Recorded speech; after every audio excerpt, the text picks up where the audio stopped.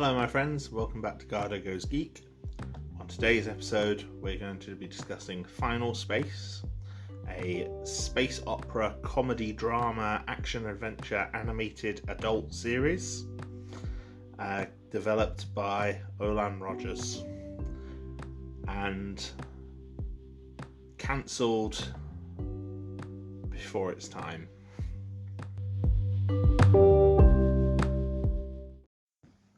So, what is Final Space?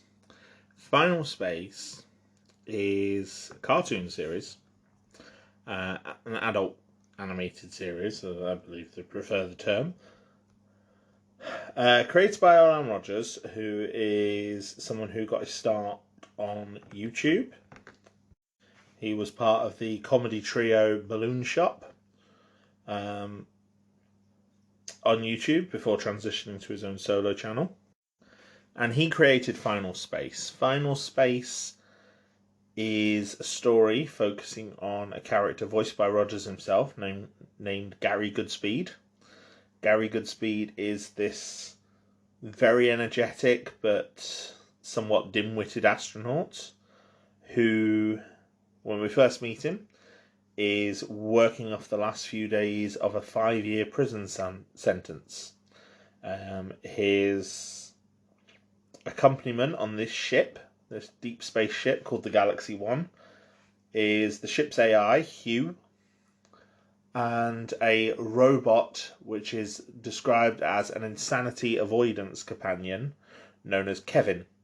However, Gary hates Kevin and finds him incredibly annoying. While working off these last few days of his sentence, Gary encounters an alien known as Mooncake. Well, I should say he names the alien Mooncake. Mooncake is this little green ball with legs, antennae, and big eyes. And Mooncake is being chased through the universe by agents of the Lord Commander, who is this sinister warlord with a very large army and telekinetic abilities, because the Lord Commander wants Mooncake in order to reach Final Space, which is a bizarre realm at the end of the universe. So Gary and his crew and all the other characters he meets along the way get embroiled in this quest to stop the Lord Commander and find out more about Final Space.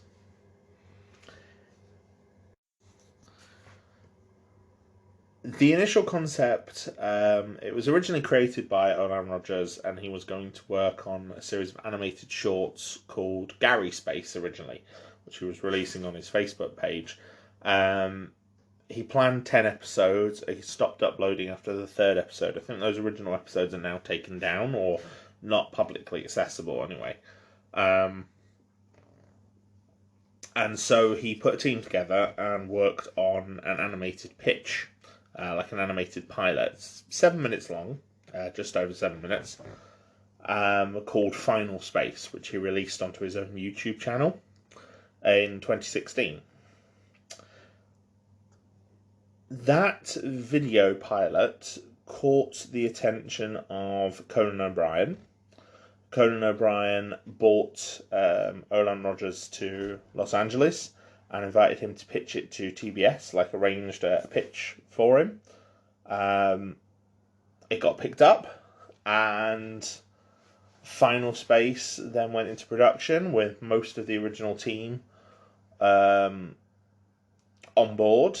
A lot of the team that Olan Rogers has assembled for the pilot moved to the series proper itself, including Jake Sidwell, the composer, who I think is one of the more prominent reasons for the show's success. I think the score for this show is incredible, and the score for the pilot as well is very, very well done.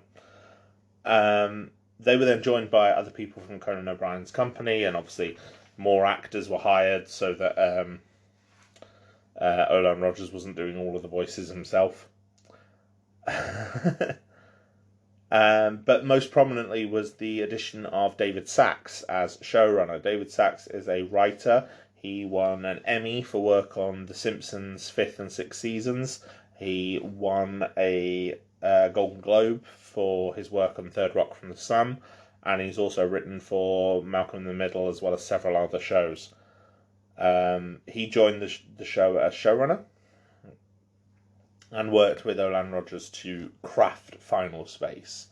The first season was released in 2018. It premiered on TBS in America before being picked up and picked up by Netflix for international distribution. The second season then went on to premiere on Adult Swim. And Adult Swim and Netflix seem to be where it found its home. However, obviously the most recent 2 seasons were made during, more heightened situations. There was the AT&T Warner merger. There was the pandemic, that have obviously both had an impact on the show. But despite that, the episode count was increased. It went from 10 episodes in season 1 to 13 episodes for seasons 2 and 3. But unfortunately, the series has been cut shorter than its planned 6 seasons. I say 6 seasons. Rogers said he had at least 6 seasons worth of material, as well as a proposed ending for the show. And the reason it was cut short was because of the merger between Warner Media and Discovery. And it was just one of those things that wasn't going to get continued. Some people did fight for the show at Warner, but it just wasn't meant to be. And unfortunately that came not long after season 3 was completed, but before it actually premiered. So the final season released to a bit of a bittersweet news for the fans. The show itself, the original concept pilot, is very interesting. It focuses on Gary counting down the arrival of a temporal worm, which he will use to go back in time. He talks about how he was sent on the mission to Final Space. He's holding the dead body of his friend Avocado, who we see in a flashback, who is a cat-like alien played by one of Olan Rogers' friends, Coty Galloway, who also transitioned to the final show, which is good because I think his voice work is fantastic for the character. I'm not sure if he was a trained voice actor, but his voice work for Avocado is brilliant.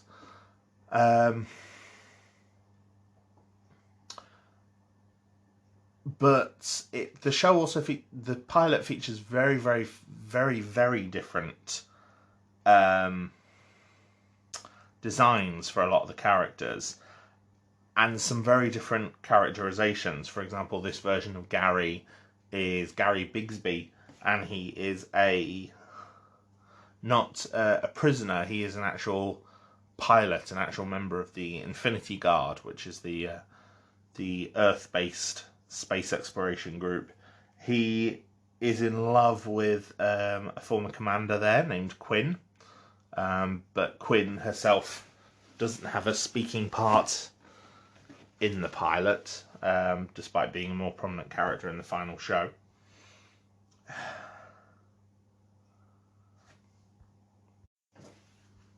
The Lord Commander has a very, very different characterization. The Lord Commander in the final show is voiced by David Tennant,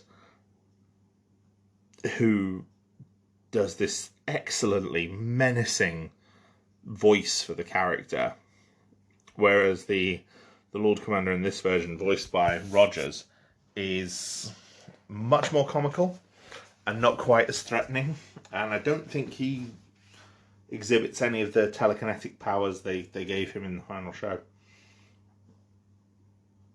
The series itself also premiered on Reddit when it originally debuted, followed by an Ask Me Anything with Olan Rogers, which was a first for a TV show. I remember reading that and thought that was a very, very cool fact.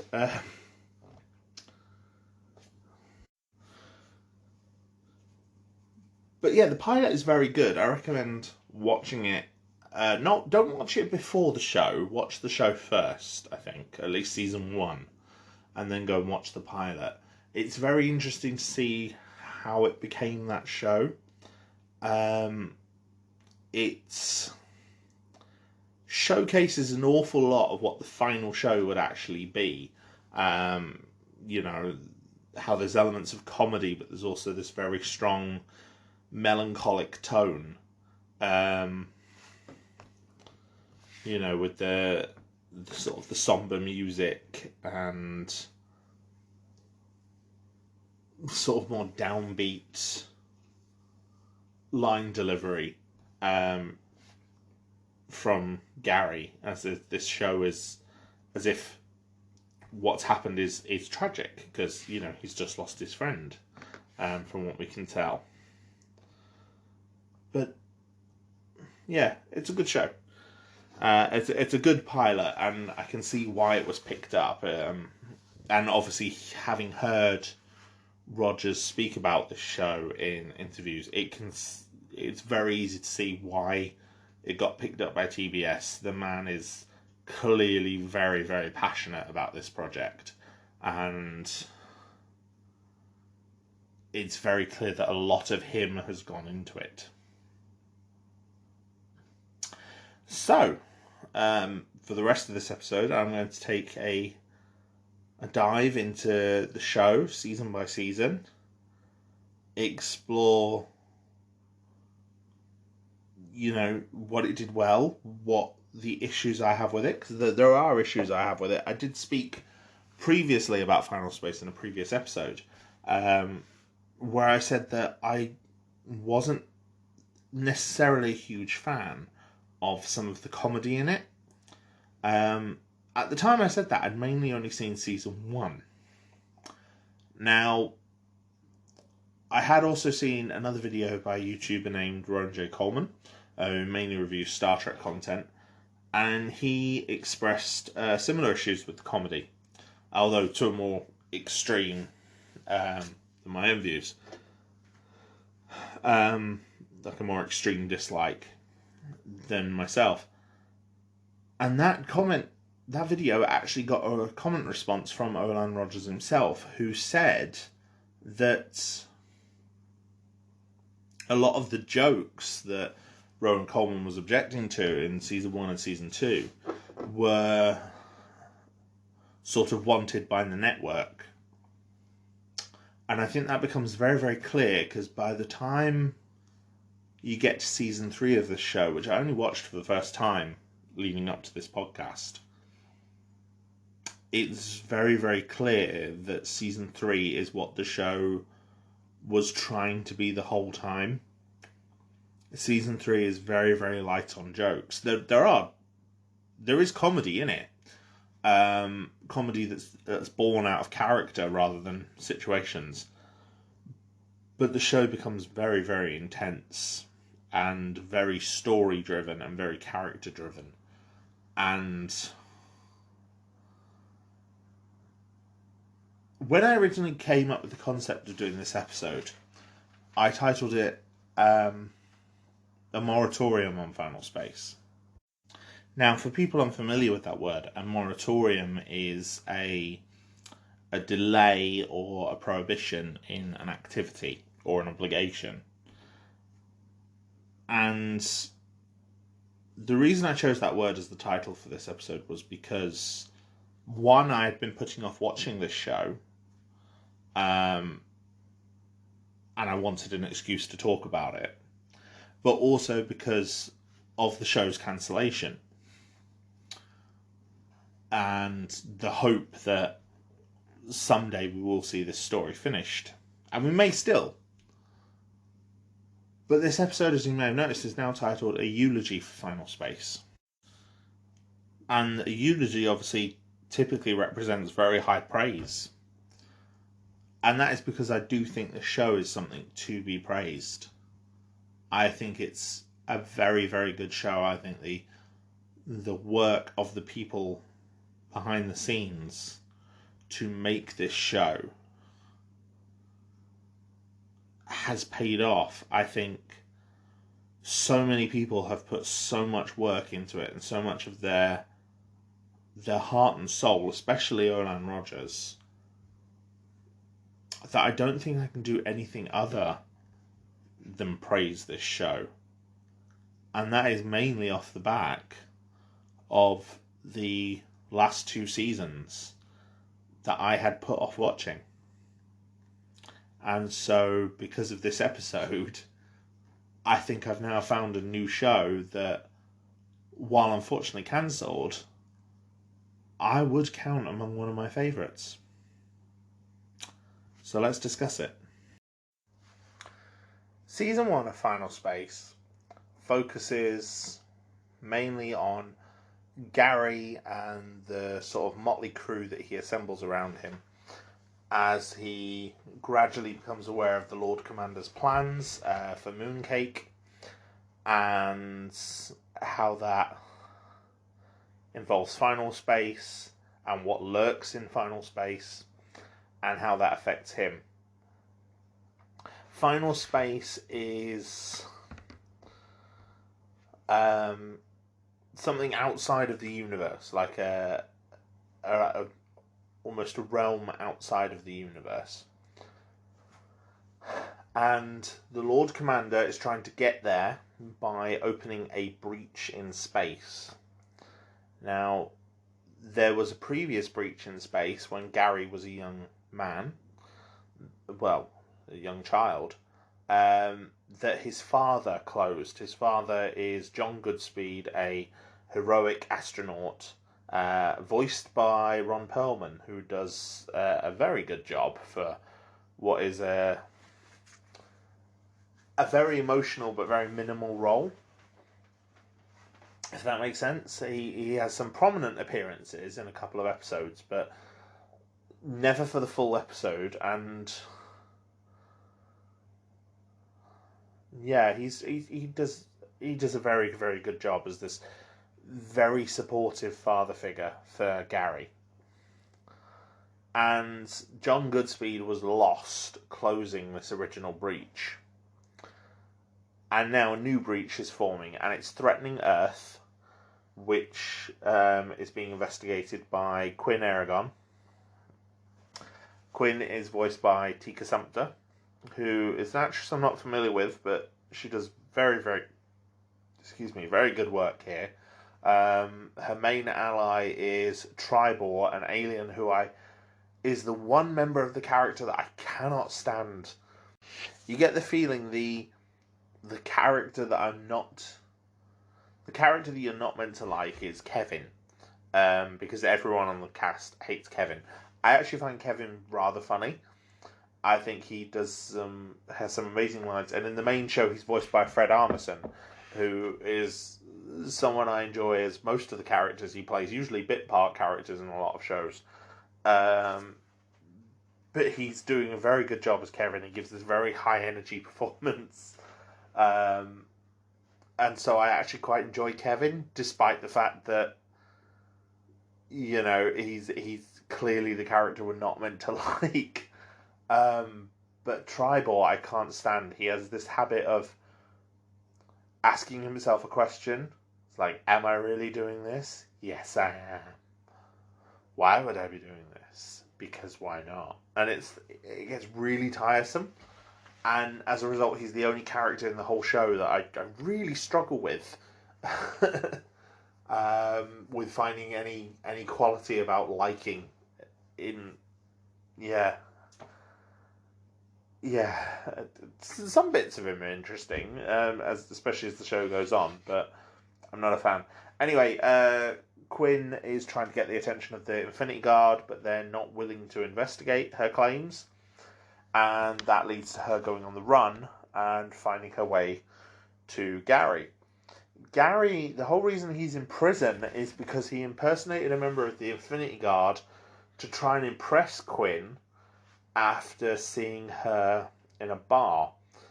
As a result, he's completely enamored with her, despite barely sharing any time with her at all. Which is very interesting, and not something I'm necessarily a fan of. The sort of the one-sided romance is a very kind of toxic stereotype, or can be used very toxically, but a genuine connection does kind of develop between them throughout the series when they come together. The other main member of the cast is Avocato. Avocato is a Ventrexian, which are like these warrior race of aliens. Essentially, he looks like a humanoid cat. And he's got this gruff voice. Like I said, Coty Galloway does his voice very, very well. And he sort of gets roped into being Gary's best friend. By Gary sort of capturing him when he tries to seize Mooncake. And then this real bond of friendship forms between them, because Gary kind of wears him down by imprisoning him and trying to play cards with him, and then saying, finding out that Avocato's son is being held by the Lord Commander, and he's like, yeah, no, I'm going to help you get your son back. Of course I am. We play cards together. Because Gary is just a good person. He's very wholesome. He makes mistakes, but part of it may be that he's been on his own for 5 years with just Hugh and Kevin, but he really seems to try to make a connection with every character he meets.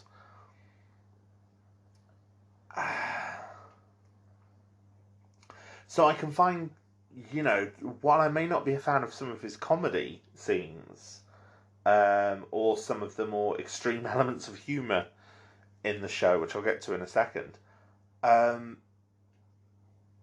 can find Gary really endearing at the same time. He's a good lead, and the connections that he forms with the characters of Avocato, Quinn, Mooncake, Hugh even, they are the connections that drive this show. And yeah, they all end up sort of teaming up and, trying to stop the Lord Commander. They find out that the Lord Commander has corrupted the Infinity Guard. They're trying to help him open the breach. The breach opens. Find out that in final space is home to a race of Titans that can literally destroy planets. Mooncake is made of final space. This is why he has the power, because Mooncake has the power to destroy planets himself. He must fire these energy blasts. The Titans will destroy everything if they're unleashed. That's their whole thing. They will destroy everything. Everything will be wiped out. It will be the end of the universe if the Titans are unleashed. And the Lord Commander wants to open the doors to final space, to go there himself. As we find out in the final episode, he wants to become a Titan. He wants to rule all dimensions, which is something that is revealed very, very late in the show. But this original season is 10 chapters. The opening scenes of each episode are these very melancholic scenes of Gary drifting in space alone in the aftermath of this clearly quite enormous space battle, surrounded by corpses and wrecked starships. And it's literally just Gary talking to Hugh, and Hugh tells him that he only has 10 minutes to live, and each of the episode openings features one of those minutes going by. And they're very tragically beautiful, and I think that they are the perfect introduction to Gary, because there's less of the eccentric, over the top energy that he brings, sort of the manic energy that he has the rest of the time. It's very subdued and very quiet, and shows that Gary is actually this good character. And obviously shows us that we're going to be catching up to that towards the end of the show. We're going to find out what this battle was that we have yet to see. I should say about the human, the show is phenomenal. It has really great music. The music is fantastic. The season 1 soundtrack is available in numerous places. It's on YouTube, it's on Spotify, it's on CD, it's probably on a whole load of other streaming services like Apple as well. I'm not sure, I've not looked. It's very, very good and very solid music. Just these beautifully melancholic pieces. Even some of the vocal pieces performed by Shelby Merry are fantastic, and they're used to great effect with these soaring orchestrations in the show.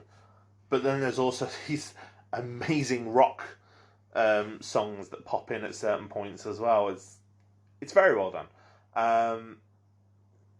But the characters and the voice work, I think, are what make the show.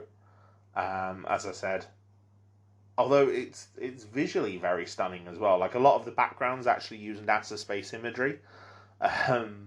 So you've got these shots of space, and it looks like space, and it's very well done.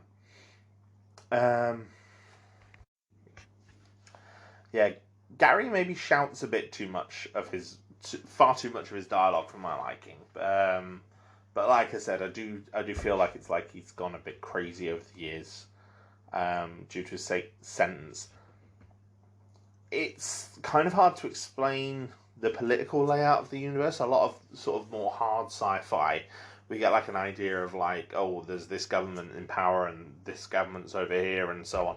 And we get elements of that with the Infinity Guard and the Lord Commander's army, but not enough. It's like, we know the Lord Commander has power and influence, and obviously eventually influences the Infinity Guard, but we don't know, were the Infinity Guard originally opposed to him or not. The Lord Commander is incredibly threatening in the show, far more so than in the original pilot. As I said, David Tennant does the voice. He does this very gravelly, cruel voice, and then they use this vocal processing and the reverb on him when his powers kick in to make him even more threatening in certain moments. But there are still some elements of like awkward comedy, like not being sure how to turn off a computer, or being teased for his height by someone that he's planning to execute. Which again, maybe I could kind of do without. Some of the more graphic humour, I mean, I touched on how a lot of grown-up animation tends to have this kind of graphic indulgence with like gore, and there is a lot of gore in this show, and like injury details and certain points, like the corpses in the space battle have like eyes blown out and holes in their body and guts hanging out and things like that. But that fits, whereas like there's a scene in one of the earlier episodes where Gary has to wear, to blend in on this alien planet, he gets given a skin suit to wear, which is literally the skin of an alien woman. And he mentions how it's kind of wet and slippery. And then he ends up accidentally back with the family that skin suit belonged to. And she was a mother of this De Winter family.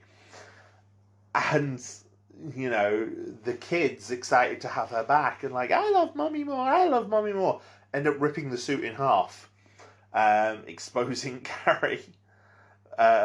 Or the third episode, they arrive somewhere called the Deathcropolis, and a couple of the characters they talk to get randomly ripped apart by this creature that just yells, "Death Copious!" And there's just blood. I say blood, it's green, but still, it's just unnecessary gore as he's ripping heads, and it seems to be done for no reason than just for the laugh. But like I said, having that that sort of behind the scenes tidbit from Olan Rogers, where he says, this is sort of the stuff that the network wanted, makes sense, and I'm a bit more willing to forgive it than perhaps I was originally when I first watched this show. Mooncake is awesome. Mooncake is also where I think the animation for this show really shines, especially in the first season. He's usually doing something in the background of any shot he's in. And you could contrast that with a lot of other Western animation, things like Family Guy, Futurama, even Rick and Morty to a point, although that is one of the more energetic animated shows, where characters that aren't talking can be relatively static, usually with like a plain facial expression or a default standing pose or sitting pose, and not really doing much. Whereas in this, even if Mooncake isn't in the foreground, he can be in the background doing something. So can Kevin. Or, you can just have like Avocado reacting to something that Gary's saying. You can see his facial expression shift and change. Which is good. Hugh's very funny as well. He's got this tremendous deadpan delivery. He's being played by Tom Kenny, who is a very, very good voice actor. And he's just doing this brilliant deadpan, but at the same time, there's enough emotion there that you can see that he kind of, there's a lot of empathy in the words he speaks. Like as if he does, have a friendship and a bond with these characters. Despite just being, the ship's computer. The relationship between Avocado and Gary, like I said, it builds very, very well, especially in the second episode. They have things like, Gary calls it the clasp of hands. And it's like, they bond and have like a real friendship. Despite originally Avocado looking like he was going to portray Gary. Like I said, Kevin, I find irritating in a very, very good way. He gets one scene quite early on where, I think it's episode 4, episode 5, where he has to save the ship. And he's given the key to do it by another character called Nightfall, who I'll discuss in a minute.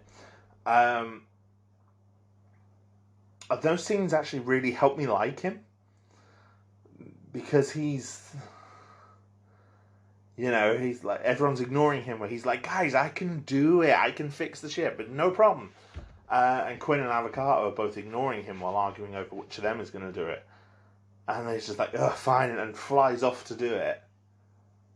And yeah, he gets damaged doing it, and his body actually changes. It retains that damage for the rest of the show.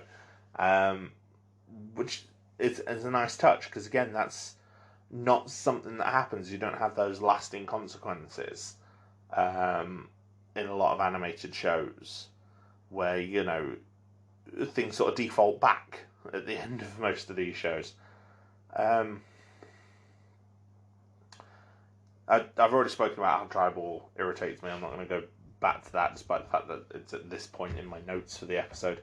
Nightfall is a very interesting character. Nightfall, we find out, is a future version of Quinn, who, in her timeline, lost Gary, and we later find out that led Mooncake to destroy the universe and open final space for the Titans. And she's come back to try and sort of make sure that Gary succeeds. And she gets introduced in like the second episode while Avocado and Gary are off the ship. And it's just a very, very good mystery, because she builds into this, she becomes quite an important character later on. She leaves them the key to save the Galaxy One from the Infinity Guard. Little Garhdo gets introduced as well. Little Garhdo is Avocado's son, and when we first meet him, he's a prisoner, and he's very charming, but he's also a teenager, so he's very sarcastic. Like, the Lord Commander comes on and taunts him, and he's just giving him sass. He's just like, I've got no respect for the guy at all. Which infuriates the Lord Commander, but helps you get very endeared to Little Garhdo very quickly.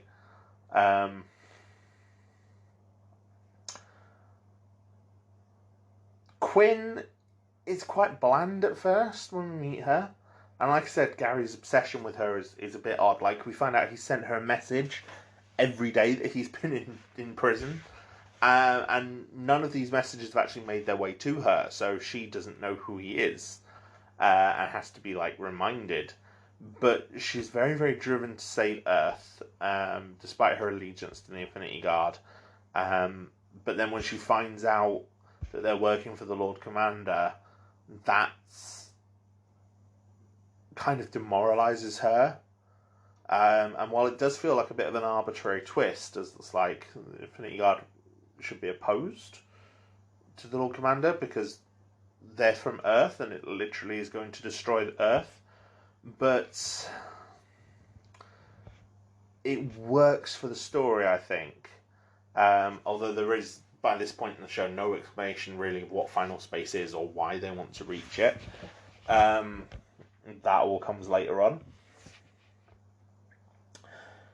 She does bond quite well with Gary, and there's a point where Hugh sort of tries to stop her leaving by showing her every video of every one of Gary's messages. And it seems the fact she instantly softens towards him. Originally, I thought it felt a bit forced, but it does kind of make sense because she's essentially watching hours and hours of Gary at his most raw and most natural, and that can really endear you to a person when you see beyond, with Gary, this bravado that he's showing most of the time,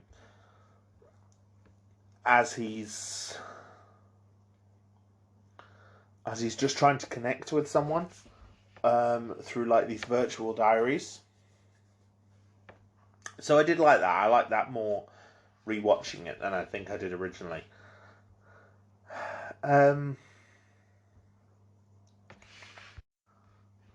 As I said, the reveal of what Final Space is kind of gradually revealed to us. We get a vision out of nowhere for Gary in episode 4 that reveals that his father was looking at the shift in the universe's gravitational constant, which is what Quinn's investigating, and that's the mission that led to his death. And Gary gets kind of caught up in this vision, and it seems to come from nowhere. But it does lay down this groundwork and this explanation. Meanwhile, Avocato is trying to find his son, and that causes a conflict between Quinn and Gary, because Quinn backs Avocato with saving Little Garhdo first, despite the fact the Lord Commander's actually leading them into a trap. And that leads to probably the most tragic moment in the whole first season, and probably in the show overall. It did, it makes me cry. It's sad. Where they've just rescued Little Garhdo, they get back to the Galaxy One.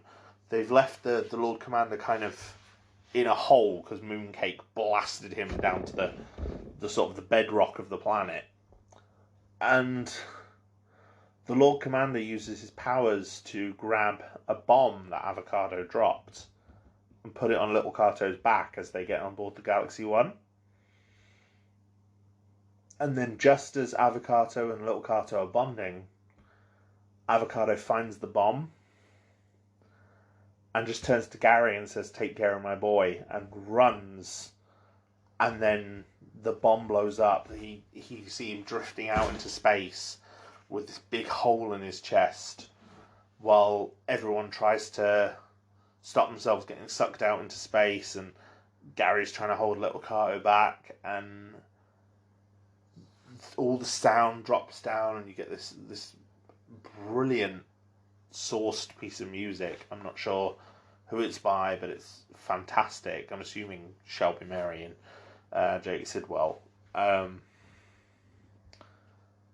yeah, it's just horribly tragic. But it's the execution in it is just flawless. It's probably one of the best executed scenes in the whole show in terms of the timing and the setup and everything, and even because season 1 had recaps, and even the recap of the next episode acknowledges the tragedy, because the recaps are done first person by Gary, and Gary says about how Garhdo dies, and then just says, "Yeah, I'll miss him too." And it's just, yeah, I'm tearing up now thinking about it. It's very well done. And the next episode is just mainly focusing on the characters dealing with their grief over it, especially little Garhdo. And this is despite the fact that Nightfall then joins them as well and clashes with Quinn over Gary and tries to kill Mooncake. But it's just done very, very well. But this is when we start to get the more of the revelations for the plot. We get introduced to Bolo. Bolo is introduced as this rebel titan who is in prison, and I originally find it very hard to trust him. We only have his word that he's good, and he was the one who sort of sent Nightfall on her mission, and he sends Gary back in time to meet John Goodspeed to find out, as he's caught in this explosion at the breach of final space, to find out how to close the breach. And it's revealed that the Lord Commander was John Goodspeed's co-pilot. And they find out that they need an antimatter bomb. John Goodspeed takes the bomb, flies out, leaves Gary on the ship. And, Gary's obviously heartbroken. He's had these few moments with his dad, the first one since he was a child. And, is horrified at the prospect of losing his dad when he's just got him back, despite the fact that he knows that that's what's going to happen. And John says, just do your best. And Gary says, well, what if my best isn't good enough? And John says, it's good enough for me. And again, it's just more of these incredibly touching moments. Yeah, these incredibly touching, emotional, heartfelt moments between characters, and it's really, really well done. This is where I think the show is at its best. Not in the comedy, not in the action scenes, but in these emotional moments. Because the show does it so well. And a lot of it comes down to the characters, the script, the delivery of the lines. And it's really well done. We find out that Mooncake, like I said, was made of final space, and it was John's death and closing of that breach that allowed Mooncake to enter our universe. And presumably something happened to Jack as well, which, the Lord Commander's real name is Jack, that turned him into the Lord Commander, that gave him the power that he has, and the new persona. The crew return to Earth, but because of the distractions with little Garhdo and Bolo, we find out that they're actually too late, and most of Earth has been evacuated, but Earth is being destroyed. It's being sucked towards the breach. Like the oceans are actually peeling off the planet. Like they fly down to Earth and end up flying through the ocean before they hit the atmosphere, if that makes sense. And there's something very terrifying about it. It's like unlike any other post-apocalypse that I think I've seen in sci-fi. It's very, very different. Just a pure cosmic scale. The cosmic antipathy of the whole thing is something that's quite terrifying and very, very humbling. Earth is, when they arrive, even it's clear that Earth is mainly lost. Like, it's abandoned, it's wrecked, and it's moving towards the breach. But Gary and Quinn have some nice moments where they kind of treat it as their first date while they're trying to get this antimatter bomb to save the world. And that leads into the sort of the last stand against the Lord Commander in episode 10. And there's this very, very well-paced battle with Tribor, who's now the head of the Resistance, calling in the Resistance to help in the final battle, the ship being overwhelmed, and then them fighting back, and then it being overwhelmed again. And, we gradually watch as all of our characters are killed off, essentially. Kevin gets destroyed, Little Garhdo is blasted out into space and lost, Mooncake is captured by the Lord Commander. Nightfall by this point has already left. She helped them to get to Bolo and then left, so she's not with them for this. Tribor's ship is sort of scattered off into space along with most of the other Resistance leaders. And they fail. The Titans reach out from the breach after the Lord Commander's used Mooncake to open it, and he thinks the Titans are going to take him. And the Titans instead grab Earth. Like, this giant hand reaches out and grabs Earth and pulls it into the breach. And Earth is lost. And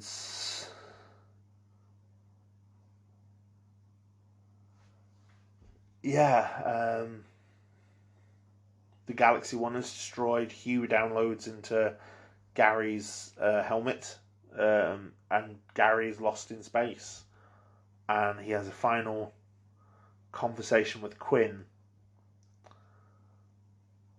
as she has the antimatter bomb and says she can seal the breach, which she does. She activates the bomb and the breach is sealed and Quinn is lost. And as I said, all the other characters are lost, and now we actually catch up to the openings of the show as we have Gary with these final 10 minutes before he dies. And he does. He actually dies in these final moments of the show. He asphyxiates in space and wakes up in this white space with his father. And his father says, you have a choice. You have a choice to come with me or to go back. And then Gary says, which way is Mooncake? Which way is Quinn? Which way is Little Garhdo? And, it's again this very touching moment where he's choosing to save his friends, to go back to the suffering that happened, to save his friends. And then you just get, for the final shot of the show, Gary's body drifting in space, and a light, like this beam of light, comes down and shines behind him. And it's just like this nice subtle cliffhanger of a light of hope against the tragedy. And it's really well done. Season 2 of the show dives straight in. The very first episode picks up in the aftermath of the space battle. So Mooncake is still trapped on the Lord Commander's ship. wired up to this giant machine to use his power. The Lord Commander is injured after his confrontation with little Garhdo. Gary is floating dead in space. And his body is found along with Kevin's and a few others by this garbage disposal bot. And obviously Kevin wakes up, he reanimates. Not reanimates, that makes him sound like a zombie. But, wakes up, finds that Hugh has been given a body, a real sort of garbage, junk robot body, which just adds to his comedy value, to be completely honest. And the two of them are now in the service of Clarence. Clarence is a character voiced by Conan O'Brien. He was a minor character in episode 2 of the first season. He's the one that provided the skin suit for Melanie de Winter that Gary wore. Now, Clarence is kind of like a junk trader and a wheeler-dealer type person. We're introduced to his 2 adopted children, which are Fox, a Trivulian, which is a race that has a real rivalry with the Ventrexians, which causes him to clash with little Garhdo, who has also already been rescued by Clarence, and Ash, who is a young girl with purple hair and phenomenal psychic powers that are accompanied with a sort of demonic change in her, like her eyes go black, and she's surrounded by this like negative energy field. Powers that she can't quite control. Clarence basically uses Gary by tempting him with a ship called the Crimson Light, and says that if he helps Clarence pull off a robbery in the middle of a death race, that Gary gets his freedom and gets the ship. However, he doesn't quite get his freedom. He still has to travel with Clarence and his family. The ship itself also has a new AI called Ava. She's voiced by Jane Lynch, who brings her signature sarcasm and wit to the character. She's done very, very well. I'm a big fan of Jane Lynch's work. I think she's very funny in a lot of her roles. So it's very good to see her. Kevin comes back with a new design. And obviously the whole crew are thrilled to have Kevin back. Nightfall also returns. She kills the Lord Commander, seemingly, and saves Mooncake, who has had his powers drained. Ooh, sorry about that. Yeah, she saves Mooncake, who has had his powers drained by the machine, and seemingly kills the Lord Commander. And she joins up with the crew. It turns out this gizmo that they've stolen during this race is actually a dimensional key, and they are given a vision of Bolo, who says that it is time to free him from his prison, and there are 5 keys, and they have the first one. So then, they're given the role of trying to hunt down these keys. And what follows for season 2 is, to start with, very episodic. For example, episode 2 starts with, of all things, a piss fight. As bizarre as that sounds. Little Garhdo says he's going to reclaim the ship for Gary and the others the Ventrexian way, which, because he's a cat, involves pissing on everything. And obviously Clarence is horrified, so coerces Fox to help him reclaim it back. So then Gary joins little Garhdo in trying to re-pee on everything, and it's one of those kind of unnecessary humour additions. It is kind of funny, though. I'm not going to lie. It did kind of make me chuckle. but it's just not the show at its strongest. The show's capable of so much more. And the rest of the episode goes on to prove that, because it introduces this very happy-seeming space station run by this kind of evil Dr. Zeus character called Hush Fluffles. And Hush Fluffles takes Gary and wires him up to a machine, and this machine takes Gary to his happy place. And apparently Gary's happy place is with a cookie wife and cookie kids, because Gary has a bit of an obsession with cookies. Cookie wife, cookie kids, and involves him dance battling against frost bears using super awesome dancing, which I will admit is very fun and features some great music and some very, very good animation. But obviously this is injuring Gary somehow, and the rest of the crew investigate and find out that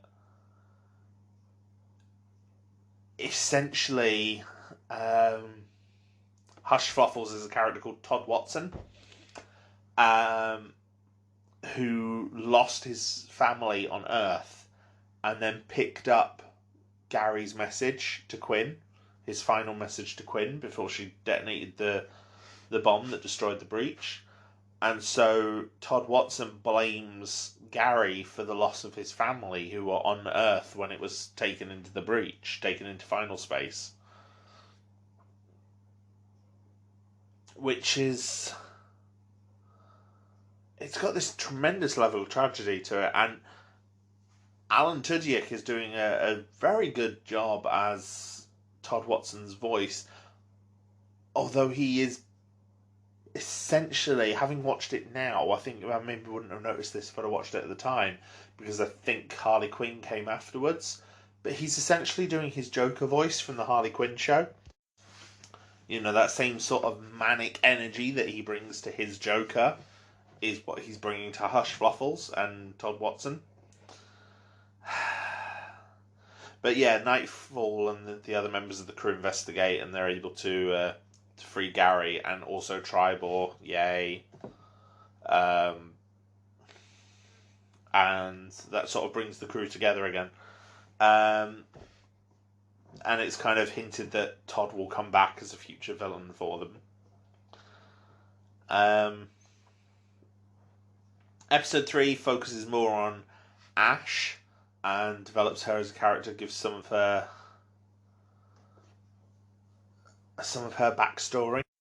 You know, we end up seeing her home planet, and we find out how she got her powers when she was due to be sacrificed to this fire serpent on her home planet. But, you know, her powers resulted in her killing her parents and escaping.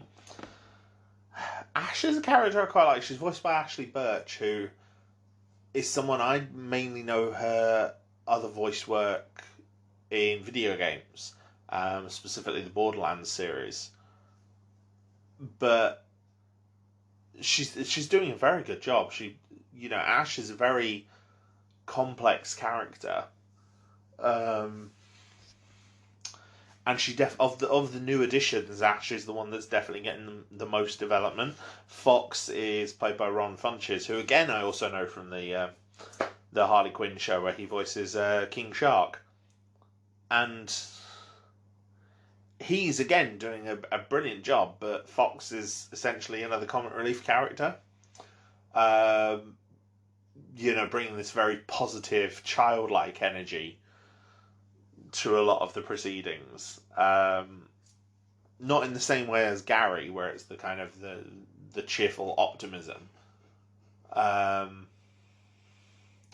but in kind of like this childlike sense of glee. Like, he's just excited by everything.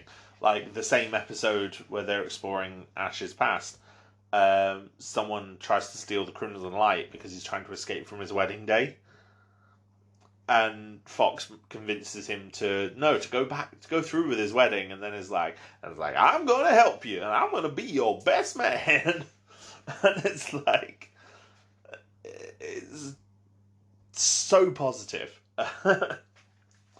Ash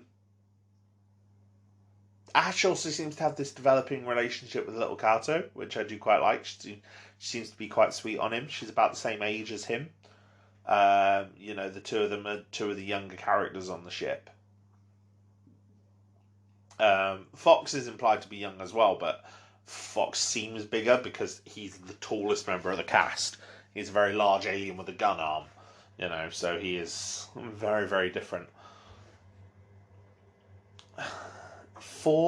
Episode 4 focuses on little Kato, shows that he's still kind of grieving his father.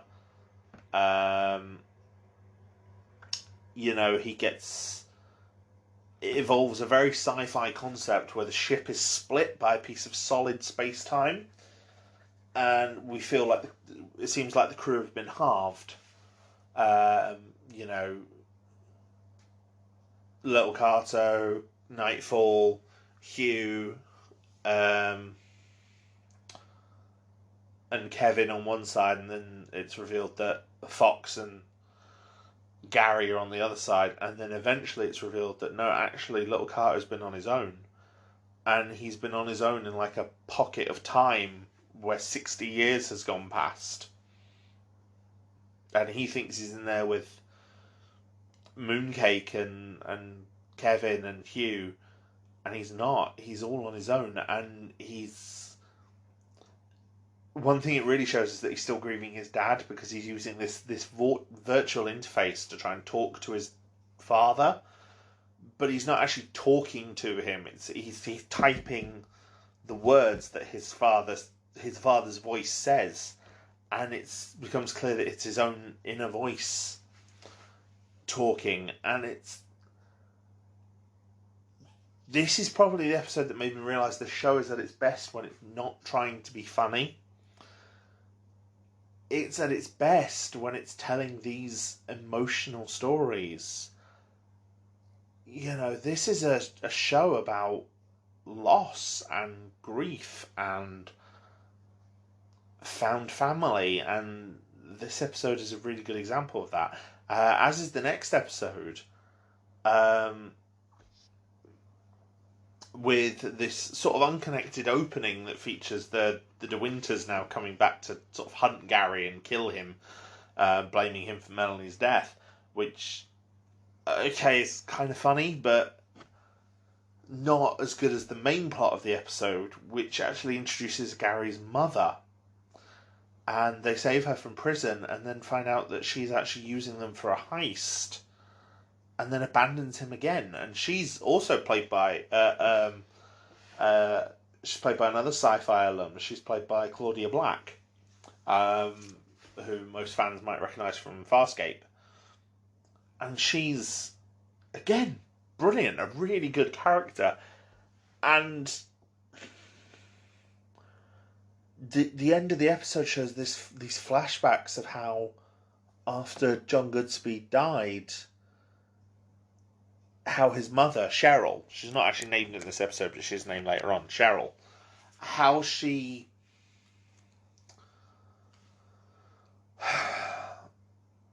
abandoned him, how she got consumed by grief and drink. And then I think it's even revealed at the end of the episode that the item that she's stolen is actually a dimensional key. So she's gathering the dimensional keys as well, and we don't know why yet. And it's great. And even though there's this comical side plot with Mooncake feeling rejected by Gary and kind of eating his feelings and just getting bigger and bigger and bigger, while that was also a good plot, that was obviously the source of most of the comedy in this episode. It paled in comparison to the actual main story of the episode with Gary and his mother, which was done really, really well. Episode 6 sort of focuses more on the mythology and world building of the show, which by this point was feeling a bit overdue. Like, we kind of had the hint of Bolo in episode 2, but nothing more, really. the only other real tease that we had was in. Sorry, not even episode 2. It was episode 1 with Bolo, and also in episode 1 we had like the final scene stinger where a being called Invictus sort of took the Lord Commander away out of this realm, saying our work is not finished yet or something like that. But what episode 6 does, it introduces these beings called the Arachnotects, which are like giant robot spider things. And they explain how a being called Invictus corrupted the Titans, and as a result, the Arachnotects, who are creating the universe, had to seal the Titans and Invictus into final space. They created final space essentially to keep the dimensions of the universe from the Titans and from Invictus's influence. Because, yeah, there's alternate dimensions in the show. They touch on that in season 1 when Gary meets Bolo. And we see a whole load of other Garys doing the same journey in different dimensions and different timelines.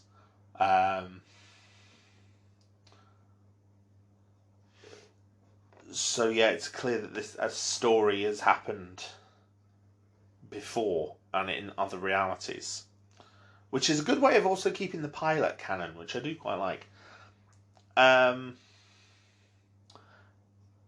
And the episode ends quite ominously, how like Mooncake has his powers back, but that's not necessarily a good thing.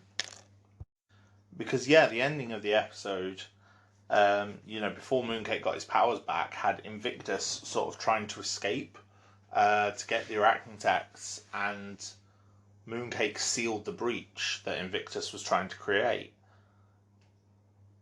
So not only can Mooncake open final space, he can also apparently close it.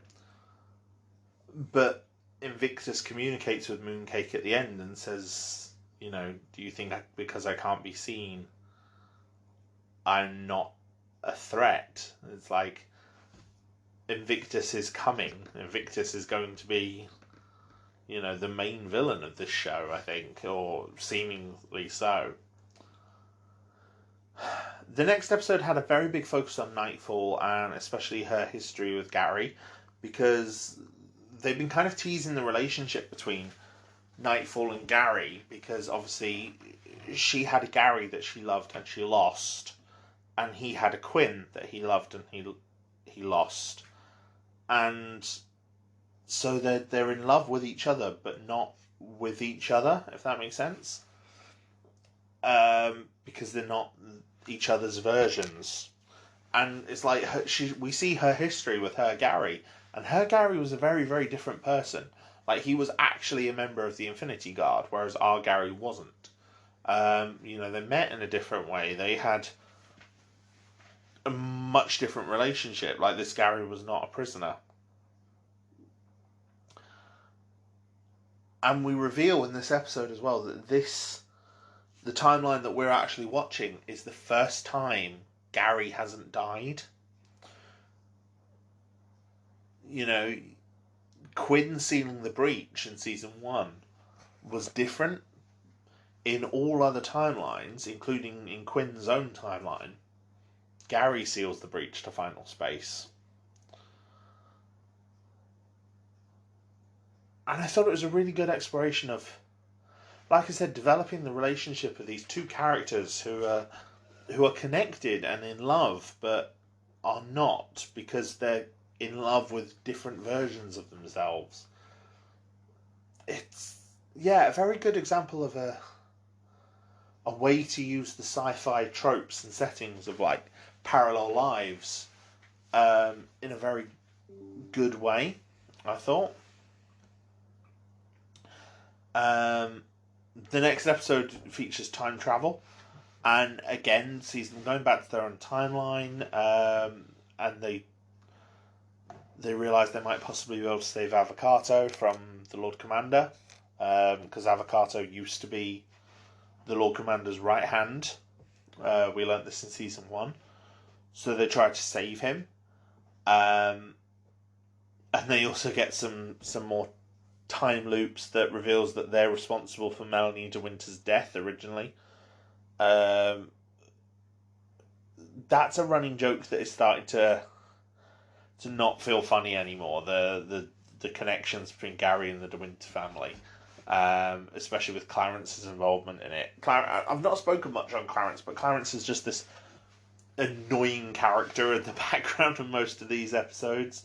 Kind of a foil for Gary, but part of the crew at the same time, if that makes sense. He's always been trying to wheel deals, like when they found the power plant, Hush Fluffles' space station. He tried to bring buyers in to sell it, and Fox was like, "But you don't own it," and he's like, "Well, they don't know that." He's gonna. So he brings in a whole load of people and starts a bidding war.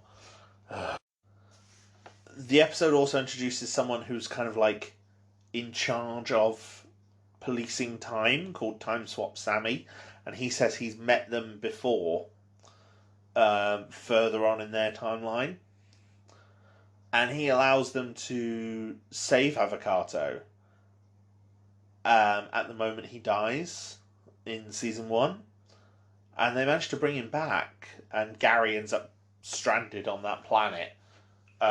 Goes to try and kill the Lord Commander, but the Lord Commander escapes. And so he waits there for like a year until the others come and pick him up. And now Avocado's back, but he's also lost his memory. Meanwhile, throughout these past few episodes, there's been a subplot where Tribor left the ship and tried to rebuild the Resistance. And, oh god... Yes, there was a rather funny joke where he kept travelling around this one planet and kept walking back into the same bar to recruit people, which was kind of funny. As like the set piece that he kept walking into the same bar, I did find that funny. But then it's just let down with Tribor being Tribor. I'm just not a fan of that character. And you know how I said in season 1 how I was trying to guess how the universe was kind of made up with the Lord Commander's army and the Infinity Guard, and then also how in this season there's like both of those are gone and there's no sign of any sort of power vacuum or major impact that it's had on a galactic scale. Well, Tribor and his other former Resistance friends, including Shannon, it turns out that they've formed multiple different groups, and I felt it like almost directly mocking any intent I had made to try and understand the politics of this universe, because it's like Tribor's made a resistance and an uprising and an insurgency and a rebellion, and they're all opposed to each other and all opposed to whatever else is out there as like the government for this universe, which was so bizarre. Just adding all these new factions that are all interlinked and opposed to each other at the same time. Yeah, and there was also a reveal that Tribor was non-binary. Like 6 months of the year he's male and 6 months of the year he's female. And both halves of him love the other half of him.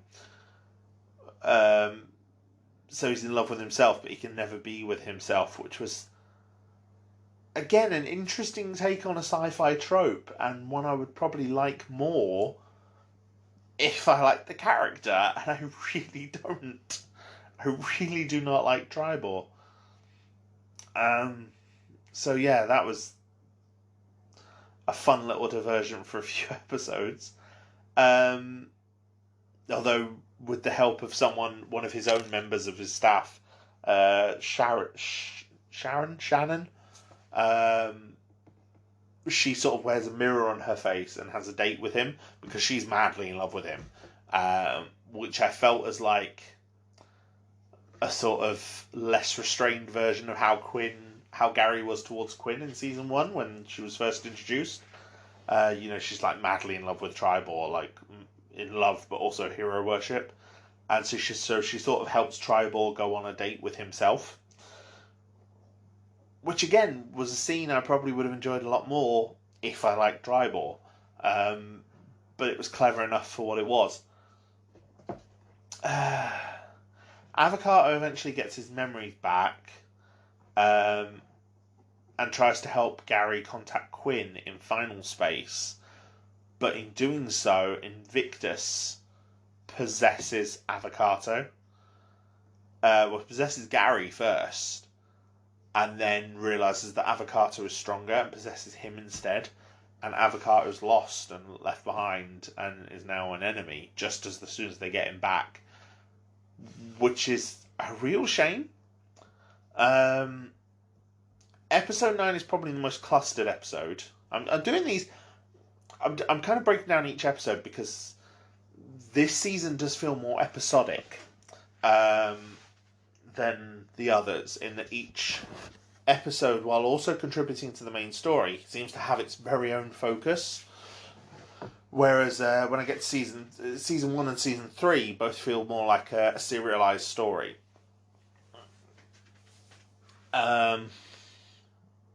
Episode 9 has kind of 3 plots going on at once. And like I said, it feels really crowded, like there's not enough time for each of them to breathe. The most interesting of them is the return of Cheryl Goodspeed and Todd Watson. And the two of them kind of find each other, and Todd Watson tries to examine her memories and finds out that she was essentially spying on John Goodspeed for someone, but fell in love with him at the same time. And he eventually found out, she was there to spy because he was making the antimatter bomb. And he eventually found out and told her to leave. And she left, while also saying to baby Gary, I wish you were never born. And it, again, was actually kind of heartbreaking to watch, but it led to an alliance between them. It was definitely the high point of the episode. The lower point of the episode, for me... Oh, sorry, I said this is episode 9, wasn't I? No, it was actually episode 10. The middling plot is pretty good. It's Gary trying to find little Carter with Nightfall and Kevin, because little Carter's run off after what happened to his dad. But the lowest point of the episode for me is Clarence trying to marry a queen, because this queen, who is a giant squid woman, she has to marry before sunrise, otherwise she'll lose her throne. So Clarence tries to woo her and get married to her, and then to try and rob her. And Fox and Ash kind of end up sort of like along for the ride on this one. And it's okay, it's got some very funny moments, but at the same time, some of the humour is just gross out. Like, jokes are made about the Queen being this kind of, like I said, slimy squid woman. And then she takes a poison tablet and dies, or seemingly dies. Then Clarence starts robbing her, and then people start coming up to kind of see the Queen, and Fox lets loose that she's dead. So then Clarence sort of hides himself inside one of her orifices, and then she wakes up, and then she thinks she's pregnant, but it's not. It's Clarence. It's so bizarre, and it didn't really work for me. It seemed like it was taken too far, as if it was as if the jokes were being written to fill a quota. And then obviously, like I said, that comment from Oren Rogers on Rowan Coleman's video where he said that the network were demanding more comedy. And it's one of those, this is one of a few episodes where several other people helped write it. It wasn't just written by Olan Rogers and David Sachs. Other people wrote this episode as well. And I wonder if they were more responsible for some of those choices that I didn't like as much. Because it's possible.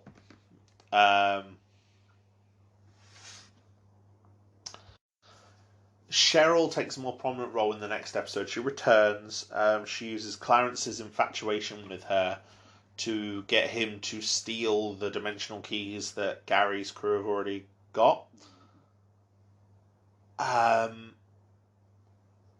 so Clarence betrays them, which then leads them to pursuing him. And you end up hating him for it. How can he betray them like this? And even Fox and Ash are kind of hurt by what he's done. And then you get to the final moments of the episode, and he gives the keys to Cheryl. And Cheryl says, I'm not interested in you. And he realises he's betrayed them for nothing. He thought, he was going to get something out of it, the woman of his dreams, because he has this severe infatuation with Cheryl. But she wants nothing to do with him, so then he tries to appeal to the crew when he realises he's been betrayed. And they want nothing to do with him either, not even Fox or Ash. And you actually feel bad for Clarence. It's very well done. And then the final conclusion of the episode reveals that Cheryl is being manipulated by a Titan named Erascus, who imprisoned Bolo. And Erascus is offering her husband back if she gathers all of the dimensional keys. So that's what she's trying to do. She's trying to gather the keys to rescue John. And then the penultimate episode focuses mainly on the confrontation between Cheryl and Gary that has been building, which even involves him locking her up with Kevin to punish her, which was very funny.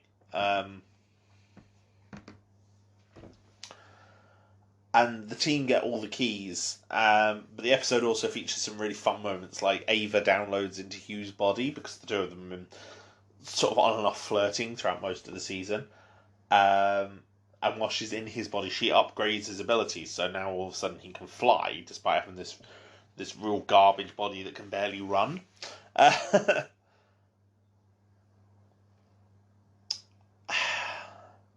And you even end up with a confrontation between Tribal's resistance and Todd's spaceship, the power plant space station thing. And Todd gets sort of lost in space, but is left alive, so he's going to come back at some point. But he's lost all his base and his army of fluffles and everything like that. And then the finale just hits the ground running in the same way that this finale for season 1 did. The finales are probably some of the strongest writing on the show in terms of weaving plot threads together, because they usually involve a certain amount of emotional pathos as well. And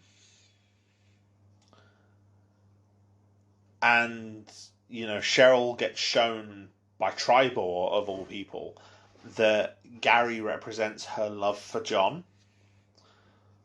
and that makes her switch sides, and she resolves to help. Invictus, as Avocato, returns. The crew find Bolo in his prison, and he reveals that one of them will have to sacrifice themselves to become the 6th key in order to free him, and Nightfall is the one that does it. Ash uses her powers to burn away Invictus's influence on Avocato at sort of her own reaction to Nightfall's sacrifice, because Ash had grown really, really close to Nightfall and saw in Nightfall kind of a mother, older sister, hero figure. Kind of all of them rolled into one. And so obviously that brings back Avocato, and then Bolo is freed, and so the Arachnotechs come back and open final space so that Bolo and our heroes can go in to fight the Titans. And then the final scene of the episodes, in a scene that echoes season 1, we see Quinn drifting in final space in the same way that Gary was at the end of season 1. And then the light from the Crimson Light, this beam of light that comes down, and Gary does a spacewalk to kind of come down and catch her in the same way that he caught her when she evacuated from her ship in season 1. And it was just brilliantly done, but then you get the looming shadow of Invictus behind them, because it's like, now they're all in the final space, where Invictus is, where the Titans are. It's very well done. And it built really, really well. You get these... The season started with these very episodic, kind of done-in-ones, and there were plot points I haven't even touched on. There was like the episode where Nightfall's exploring her memories, the power goes out on the rest of the ship, and Kevin accidentally creates a whole load of evil robot Kevins that all sort of merge together to try and kill Clarence. And all these other plot threads that I've barely touched on. And it's just very good episodic adventure science fiction while building this amazing storyline and featuring these real good group of characters that build really well. And my one complaint maybe for season 2 is that the cast is perhaps too big. The extra members of the cast like Ash and Fox and and Clarence do maybe kind of balloon the cast a bit to where there's not always the focus that you want on all the characters. But it's like Fox maybe isn't as developed as he could have been. Like, we get signs of Ash's past, but we don't get signs of Fox's past. We will, but I'll get to that. And, there's hints of this rivalry between him and Little Garhdo, but we don't see as much of it as perhaps we could have. And it might have been nice to get some more development on some of the characters. It's one of those where I wish the season could have gone on longer, because the cast and the setup for this season was very, very good. And it's a good cast of characters, not just of voice actors, but also of characters. And it might have been more fun to see them do, shenanigans and crazy sci-fi adventures before building to the plot. I mean, obviously the plot of the Titans and freeing Bolo is the plot of this season, but it might have been nice to see some more crazy adventures and hijinks first, to really get us to bond with the crew. My opinion, but it's still very, very good for what it is. And if you want a good episodic adventure show, second season of Final Space is very, very good for that, with some great episodes that are very, very funny. So yeah, it definitely works, but I don't think it's as strong as what comes next. Now then, to talk about Final Space Series 3. Season 3, I should say. Now, I'm going to be talking spoilers for Season 3, because it's kind of hard to describe the season and what it does so well without talking about the story and getting quite into spoilers, because Season 3 was the season for me where everything gelled with Final Space when I was watching it, where I truly felt the connection to the characters and that their interactions and emotional weight were what was driving the story. Season 3 is also very, very light on the comedy aspects. It focuses much more on the character drama, as well as obviously the big world-ending sci-fi events. And I think that's part of the reason why it succeeds the way it does. Season 3 had me interested in characters that I maybe hadn't cared about before. But yeah, so let's just dive right into it. The whole thing starts with a bit of a bang. Invictus attacks as soon as Gary's rescued Quinn. So to try and get away from Invictus, Bolo ends up grabbing the Crimson Light and throwing it deep into Final Space so that it's safe. But in doing so, the Crimson Light ends up severely damaged and it ends up destroyed, which means the death of Ava because she's too damaged to download herself into Hugh. So you've already got one of the characters dead, and Ava's unfortunately not going to be the only character who dies this season. With the Crimson Light gone, the crew, who are now called the Team Squad, they end up with this name during the season. They said there's some kind of team or squad, so they end up calling themselves Team Squad.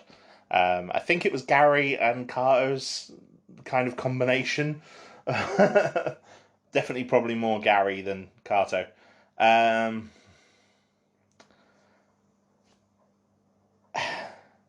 So yeah, they end up stranded on this planet. And we catch up with them a month later, where Invictus catches up to them. And what Invictus has done is possessed in the same way that it possessed... I keep saying she because Invictus is voiced by Vanessa Marshall, but Invictus is it's a very brilliant voice that the actress is doing because it doesn't sound female necessarily, but it doesn't sound male either. It gives it a very ethereal quality, but very, very menacing at the same time. And Invictus catches up with them, possessing in the same way that they possessed Avocado in the last season, possessing a horde of zombie Garys. Basically, it seems that Final Space is connected to every dimension. So for every dimension, a Gary Goodspeed has ended up, or a Gary has ended up in Final Space and died. And Invictus is able to wield the power of all of them by turning them into a zombie horde and just unleashes them on this planet. And while that's happening, Bolo then catches up to them and fights a Titan in orbit of the planet. With the planet actually getting broken because these two phenomenally cosmically huge beings are having a fight. So they end up punching through planets and, attacks get missed, which leads to earthquakes and stuff. So they all end up trapped under the planet and kind of separated into groups. Quinn, Gary, Hugh, and Kevin end up thrown into space on a chunk of this planet. And as they sort of sail through space, they find Earth.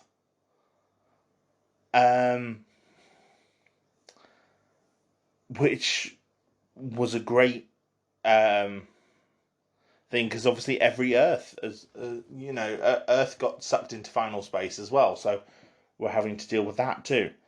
But because they've left the planet, once Bolo beats his Titan, him and Mooncake are left behind, and they think Gary's dead. So Mooncake goes off with Bolo. Tribor gives birth. It's revealed that Tribor was pregnant, and he gives birth to Quattro Nostro, who essentially is born as a baby, and then instantly ages to an adult, speaks Spanish in a very debonair line delivery, and instantly was wearing clothes and pulls weapons out of nowhere, and it raises some questions, but I'm at the point now where I don't expect any answers to them because I don't think I'm ever going to get them. So that bothers me slightly, but no. And then for the next few episodes, the cast remain divided. So I'm going to kind of talk about the plots of each until they kind of intersect and stuff for all the different crews. But this is covering several episodes, so just bear that in mind. So Gary, Quinn, Hugh, and Kevin encounter Kevin Van Newton in a bunker under Earth. Kevin Van Newton is the inventor of the Kevin series, and he's gone a bit mad. And he recognises Quinn, and the reason he recognises her is because obviously he had an encounter with Nightfall, and Nightfall got him to build a ship years ago, and that ship is still on Earth. So they end up finding that. They also encounter a character called Biscuit, who's yet another character voiced by Olin Rogers. And I will admit his voice acting is not brilliant because some of these characters do start to sound the same or sound like other people, but that happens with every kind of animated show where the same actor will voice multiple characters. Eventually, some of the voices do start to overlap and bleed together. It happens with Seth MacFarlane, it happens with Justin Roiland. It's just one of those things. And yeah, Biscuit is this little creature. He looks like a cat. He looks adorable. In a mechanic jumpsuit. Calls himself a tiger. And he and the Kevin bots that are working with Van Newton, they basically somehow managed to get hold of all of Gary's messages to Quinn, and they've watched them all. So they sort of fawn over Gary and Quinn and their relationship, which is very interesting.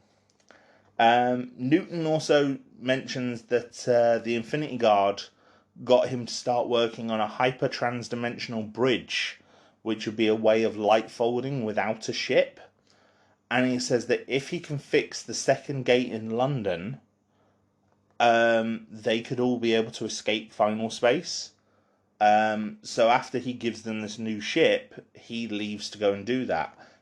Hugh uploads from his body into the ship to become its new AI, because it has no AI.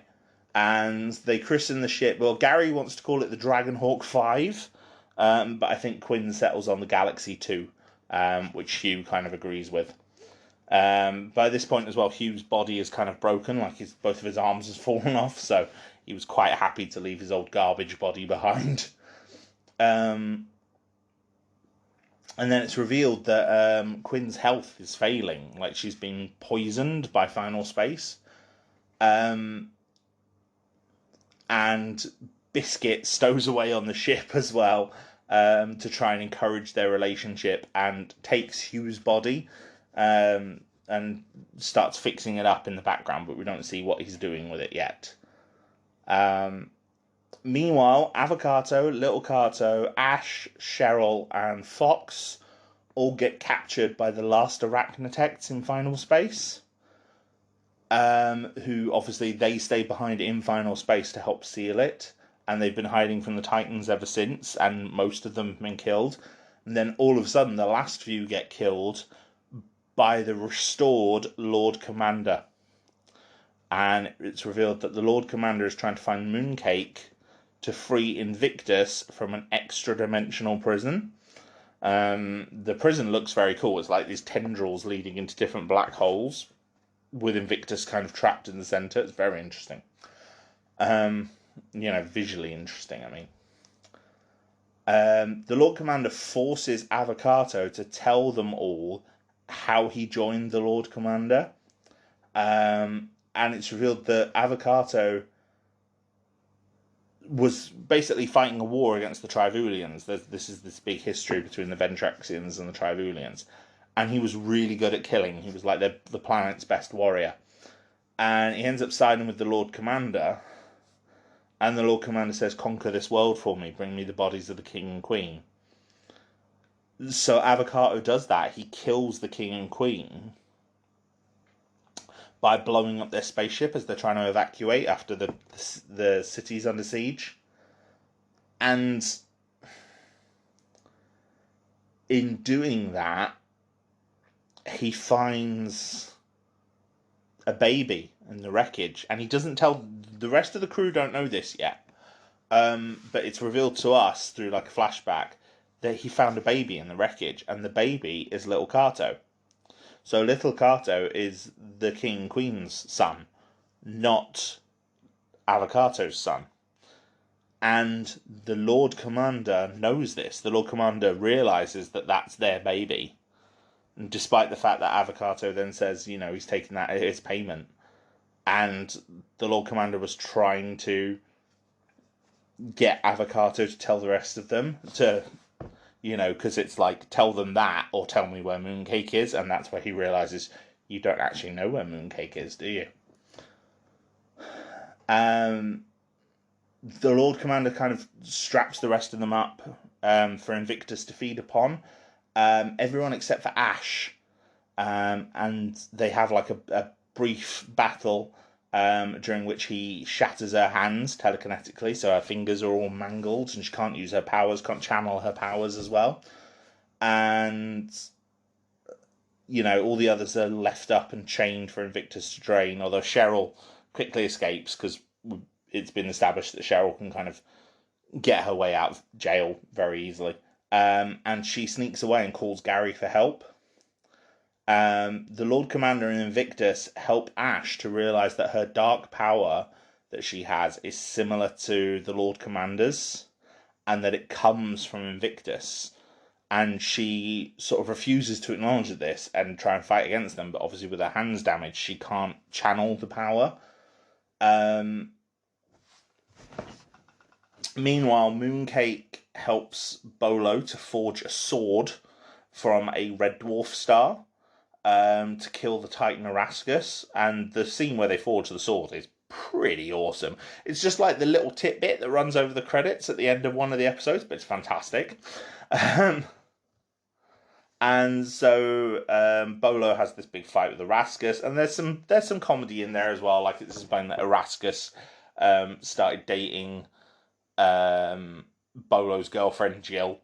Because it's like Bolo and Erascus and Jill. The Titan naming convention is bizarre. And they manage to kill Erascus before Gary arrives. And then Gary calls Bolo out for telling Mooncake that Gary was dead. And then saying that, and then, as a result, Gary turns around to Bolo and says, "Look, we don't want to help you kill the Titans. We just want to get out of final space. We just want to leave. We want to go home." And Bolo kind of lets them go, but then it's revealed that he got wounded in the battle with Erascus, and he says he doesn't have long. Hugh learns of Quinn's failing health, but she swears him secrecy because she says she wants to make her last moments with Gary special. Gary ends up picking up Cheryl's distress call and goes to rescue the others. They fight the Lord Commander to save them, but Ash is unable to free Fox in time. Like, she's trying to free Fox, but obviously with her hands damaged, she can't save him. And so Gary has to, pull her away, and Fox ends up being consumed by Invictus, like all these other prisoners are being. And they take their ship, they try and escape the Lord Commander and his ship who's pursuing them. They end up light-folding away. And they get caught into the pull of a black hole that will lead them towards Invictus. And, while they're around the black hole and they're being sucked into it, Quinn gets caught up in visions of her dead sister, Avery, and how Avery died. Avery was like a soldier under Quinn's command, and she got lost in battle. Avocado and Biscuit are trying to repair the engine so that they can escape the pull of this black hole. And meanwhile, Invictus is like taunting Ash and like talking to her.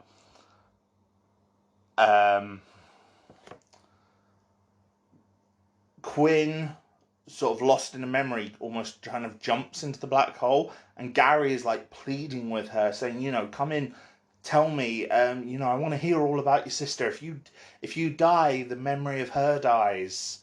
So you need to live so you can come and tell me about her. And I found that whole speech beautiful, for starters. And then Ash kind of comes out, grabs Quinn with her powers. She's kind of repaired her hands by this point, and throws her back inside the ship. And then she plunges headlong into the black hole herself. You know, she's going there to confront Invictus, to avenge Fox. And it's brilliantly done.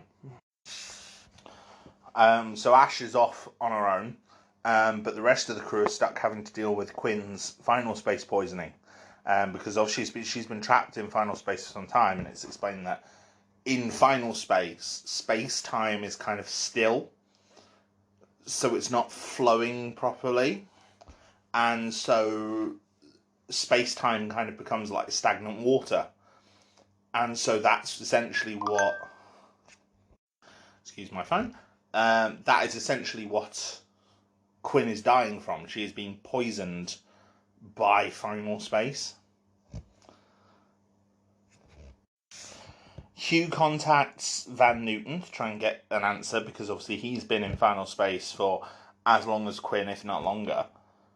And Newton reveals that selenium can prevent the poisoning, but obviously it's rare anyway, even outside of final space.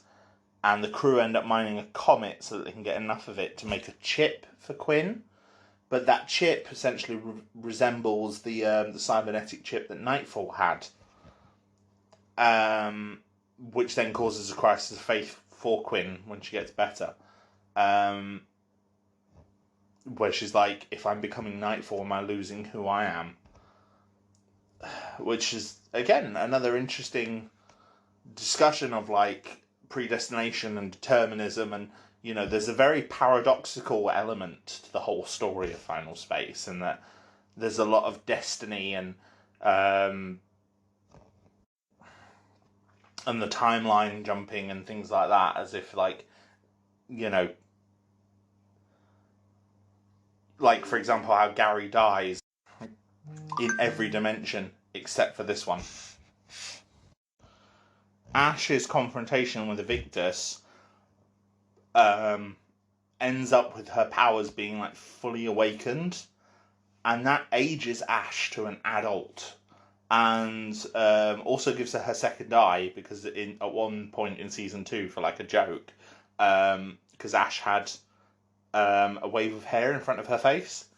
And so I think it was Nightfall went to kind of like tidy it up, and then saw there was no eye underneath and put the hair back. So that was just like a little side joke, but now obviously her hair style changes as she ages into an adult. And so she gets a second eye, so it doesn't look weird.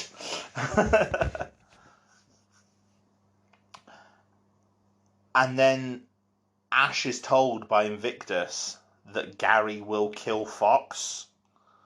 That Fox is still alive somehow, and Gary will kill him.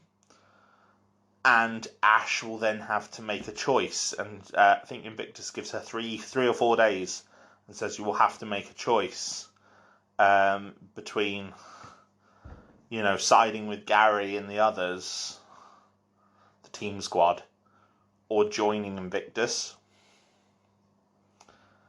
And then suddenly Ash finds herself returned to the galaxy too. And, you know, that's unsettling enough, but then before they really have a chance to react, the crew end up getting summoned into Bolo's mind again. By like, because Bolo has this like little, I don't think he's ever named, he's like a little spirit inside his brain who like guided them the last time they ended up in Bolo's head, which is when Gary ended up going back and meeting his father to help him close the breach.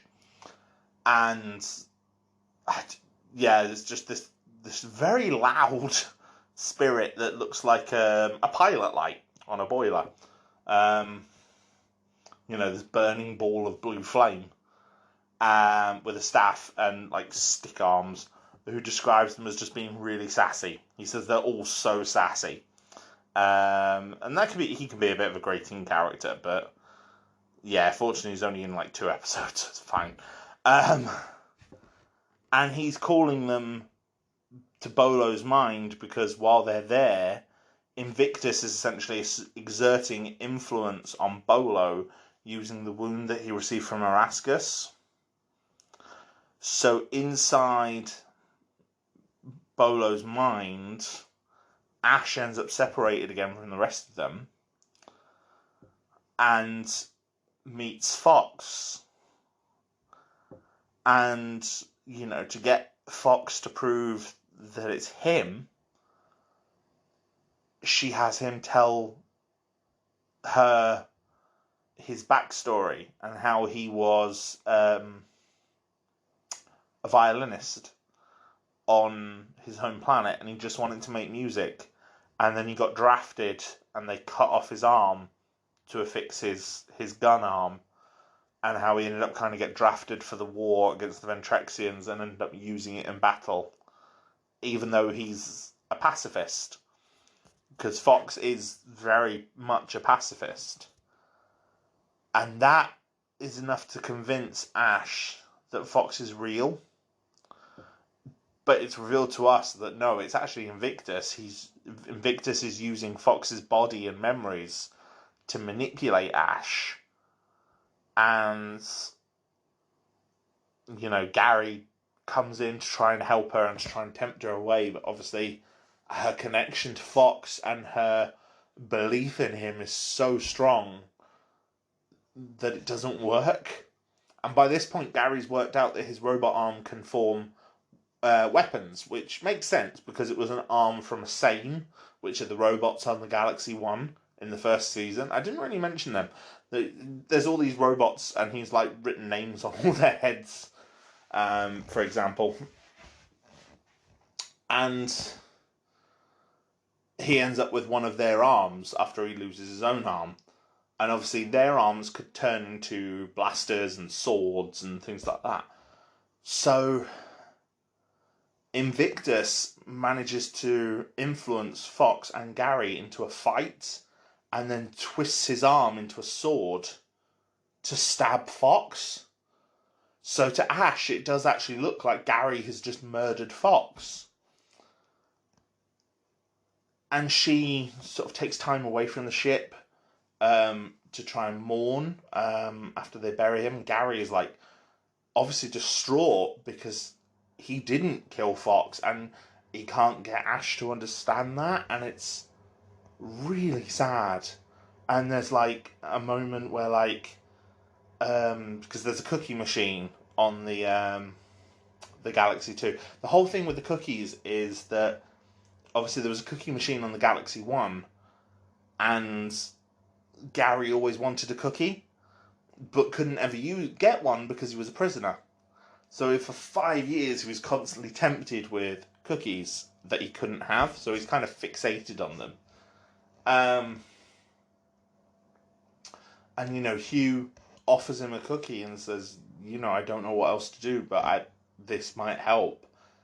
And Gary just has this emotional breakdown and starts punching the cookie machine. He's heartbroken. And it is so sad, and it's really, really well done.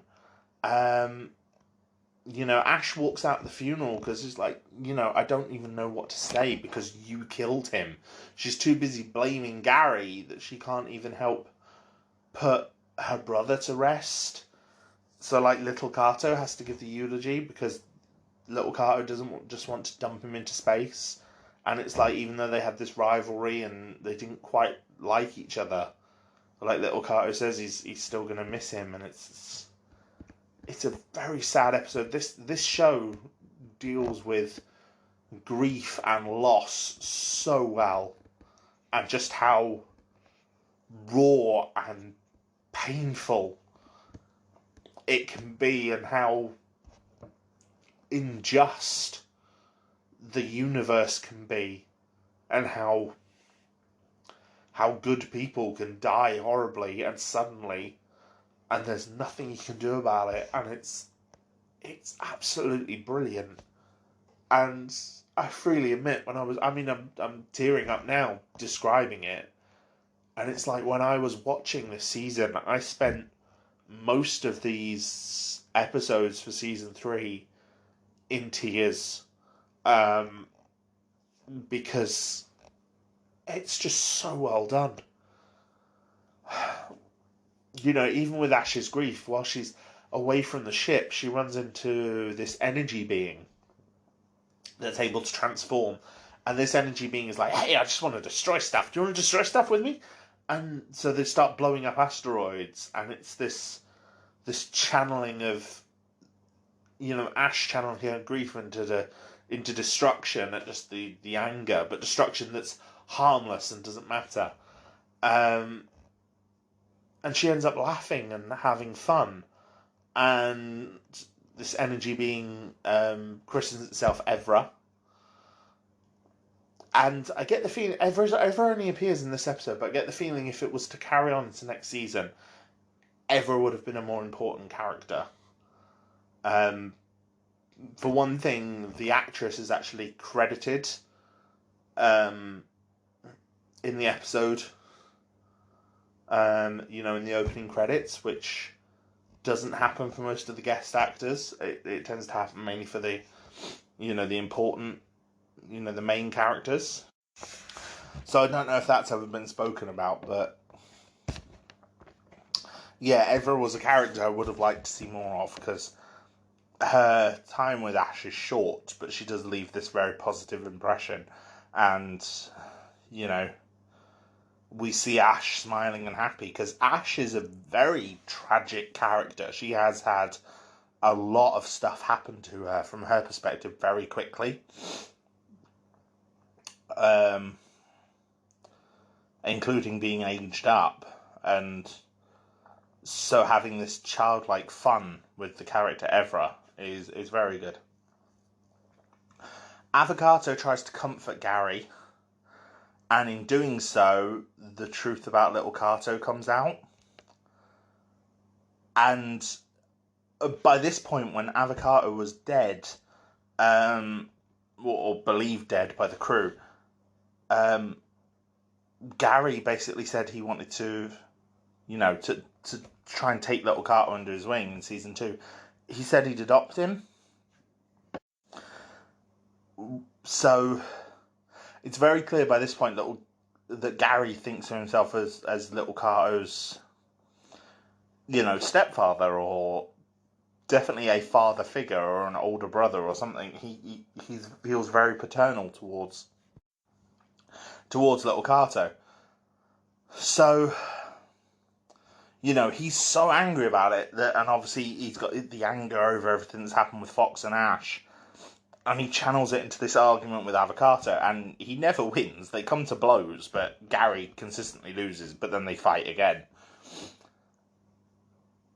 And, before they resolve it, they resolve it by Gary basically making Avocado swear to tell little Kato the truth and to earn his forgiveness, because Gary says, that's what I'm going to have to do with Ash.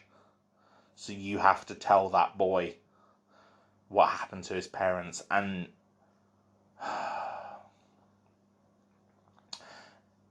it's just so honest and so refreshing to see this, to see loss and grief handled this well. Ash comes back to the ship, and Gary does apologise to her and says, he actually acknowledges, he says, I didn't know your brother very well, but I loved him, and I'd like to know more about him. And so, yeah, they kind of bond, and Ash starts telling him a story about Fox over the end credits, and it's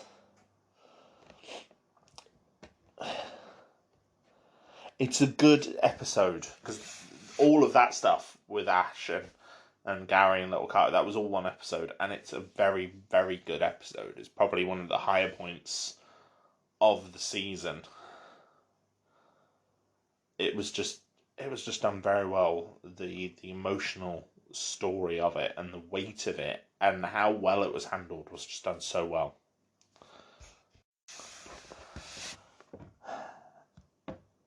Now, to go back to a character who I haven't mentioned much, because he's not been in many episodes, but he has appeared in a few. Tribor and Quaternostro ended up finding a hidden civilization in final space, and they helped them to resist, and Tribor forced the person to use that word before he would actually help, which I didn't like because people were dying all around him. An enemy force, which then led to them sort of capturing the enemy leaders, and the enemy leaders being, I've heard of you. You lead the resistance, and you've been prophesized. And it turns out they were prophesized by a character called Tim Belts, whoever that is. I don't think he's ever been mentioned before. But Tribor and Quaternostro both seem to know who he is. And so they communicate with the ghost of Tim Belts. It's a whole thing. And he says that they are the great liberator and will lead the people out of final space. And when they say, what, Tribor or Quaternostro, he just says, yes! So it's like they don't know which one of them is the great liberator, which then causes an argument between them. And yeah, they start fighting enemies inside final space, because somehow, even though final space was sealed outside the universe and the Titans are there, there's all these people that can form a resistance, all these people that are trapped there, which is, yeah, okay. I don't know how, but okay. The rest of the crew, the team squad, get called back to Earth because Kevin Newton has fixed the bridge. But Earth is starting to shake itself apart, like it's crumbling. And the crew are told that they need someone outside final space to activate the other side of the bridge on a planet in the main universe, because the bridge is active inside final space, but the other gate isn't active. And Ash suggests the character that is their only option, which is Clarence, because pretty much everyone else close to them is dead or there. And and she also points out that at the very least they deserve to tell, Clarence deserves to know that what happened to Fox. And we see Clarence and we find out that he has become so depressed over his betrayal of the crew that his businesses have just fallen into ruin. And he's a drunk, and he's grown his beard out, and everything like that. And they managed to get in contact with him using this message that tells him about Fox's death and asks him to go to this planet. And he resolves to help, like to prove himself to Ash and the others that he can be trusted, that he can be counted, that he can be dependable.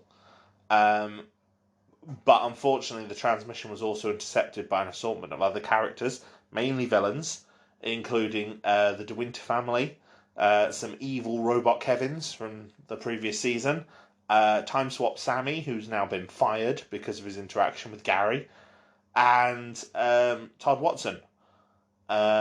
And all of them converge on the same planet, along with a couple of other comedy characters from the previous season, like a character called Fraskenhauer, who is like a bug-like alien but has multiple arms, including one betwixt his cheeks, shall we say.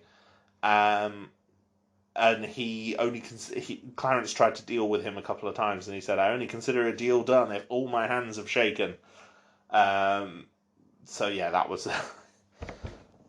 he was one of the better recurring gag characters in the second season. I didn't mind him as much. He was quite funny. because he was so positive and so cheerful as well, which made it really good. And also the queen that Clarence scammed comes to the planet. So Clarence is about to activate the gate and ends up in a massive confrontation, a huge standoff with all these different villains, all of whom want to kill Gary, or a couple of them who actually want revenge on Clarence. And I forgot his name. The De Winter husband, anyway. He ends up falling in love with the queen that Clarence scammed. So they leave.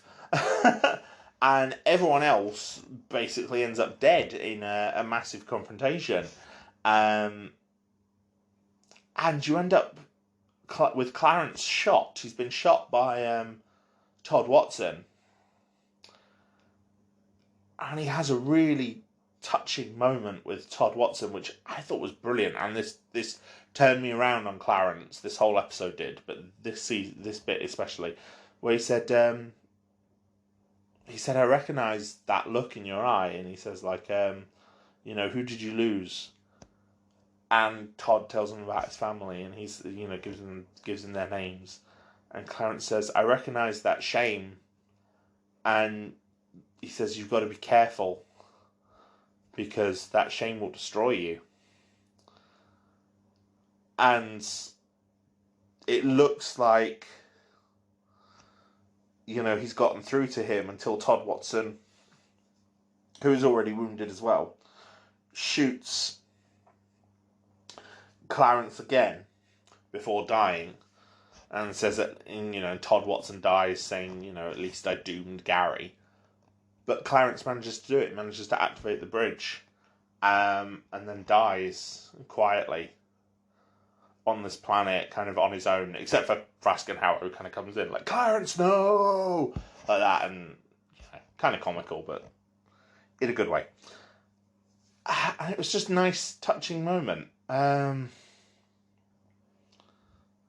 Clarence dies looking at this video of him, Fox, and Ash. And it's just this short little looping video. But they're having fun. And it's sweet. And yeah, that did kind of turn me around on Clarence, because throughout season 2, Clarence was like, not necessarily a villain, but definitely an antagonist. Like, he was against Gary. He was an obstacle for Gary. He wasn't necessarily his friend. But he was definitely close with Fox and Ash. And, he was their dad. And, it's clear that he loved them and they loved him. And it's clear from this episode that he regrets betraying them. Not necessarily Gary, but betraying them. And yeah, it's really well done. I like it. And obviously with the bridge active, Tribor and Quaternostro lead all their people out, including the two of them. So they're gone. They're back in the main universe.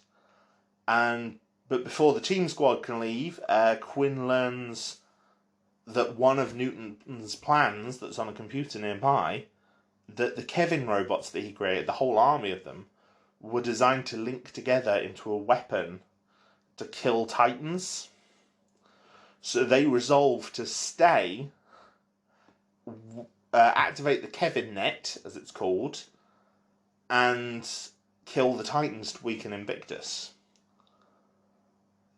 However, the Lord Commander arrives, but rather than attack them, he sees something, betrays Invictus, like there's a zombie Gary that's like threatening him, and he destroys that to kind of betray Invictus, and starts digging through the earth, and it's revealed that there's a Titan egg inside the earth, and it's hatching. That's what's destroying the planet. And the Lord Commander wants to merge with it, because the Lord Commander wants to become a Titan. So the gang end up splitting up to try not only to stop the Lord Commander, but also to launch the Kevin net. They end up getting joined by Bolo, but also get attacked by the whole horde of zombie Garys. Quinn and Gary manage to deploy the Kevin net, and they all leave Earth. They all manage to evacuate. They've put a bomb on the Lord Commander's ship, and the Kevin net starts activating, starts connecting. Although Newton ends up dying, activating it, getting attacked by the zombie Garys. But before the net completes, like the last links are just connecting, and then the arm of a Titan rips through the Earth and smashes the Kevin net from the inside. And, the Kevin net just all falls apart and gets destroyed, and the whole Earth gets destroyed as well. And the Lord Commander is revealed as a Titan. So now we're on the last few episodes. The Lord Commander kills Bolo, decapitates him, before he gets attacked by Invictus, who's just angry at him betraying her. And she brings an army of Titans to attack him, and the Lord Commander's just like, bring it! Because the Lord Commander's incredibly cocky. And we see at the end of that episode that he has proceeded to kill them all. So he's cocky for a reason. The others manage to escape on the Galaxy too, but they get attacked by the zombie Garys as well. So there's a horde of them all over the ship. They end up splitting up throughout the ship to try and defeat them. But before finishing the last one off, Ash uses her powers at Quinn's request to free it, to free Invictus's influence from him. And this Gary basically reveals that he was left here. His Quinn never came for him. And so he sees Quinn and he's just like, and you came for me. And it's so sad because he's dying because he's already dead technically. And yeah, it basically reveals that every other Gary ends up dying sealing the breach. And our Gary's the first one that hasn't, which completely shakes Gary. They then find a whole load of other Earths, like all the other Earths that have been snatched into the breach. Because, obviously, that first breach in Season 1, a Titan hand always pulls Earth into the breach. Like Nightfall said in Season 2, that always happens. Earth is always lost. And the crew realise that all of them potentially have a Titan egg inside, which means Invictus isn't just gathering Earth, she's gathering an army. However, by this point, because during the battle, Avocado revealed that they're all dying, they've all started to get the final space poisoning. And Quinn says they just need to find the bridge which got scattered from Earth when Earth was destroyed. And they have to go. The crew are dying, they have to get out of final space. And Ash, who's already conflicted with the group, gets really uncomfortable with this plan, saying it's unlike anything that Nightfall would do. Because Ash had a real, hero worship, appreciation for Nightfall. She treated Nightfall like an older sister. Or a mother. It was very she was very impressed with Nightfall.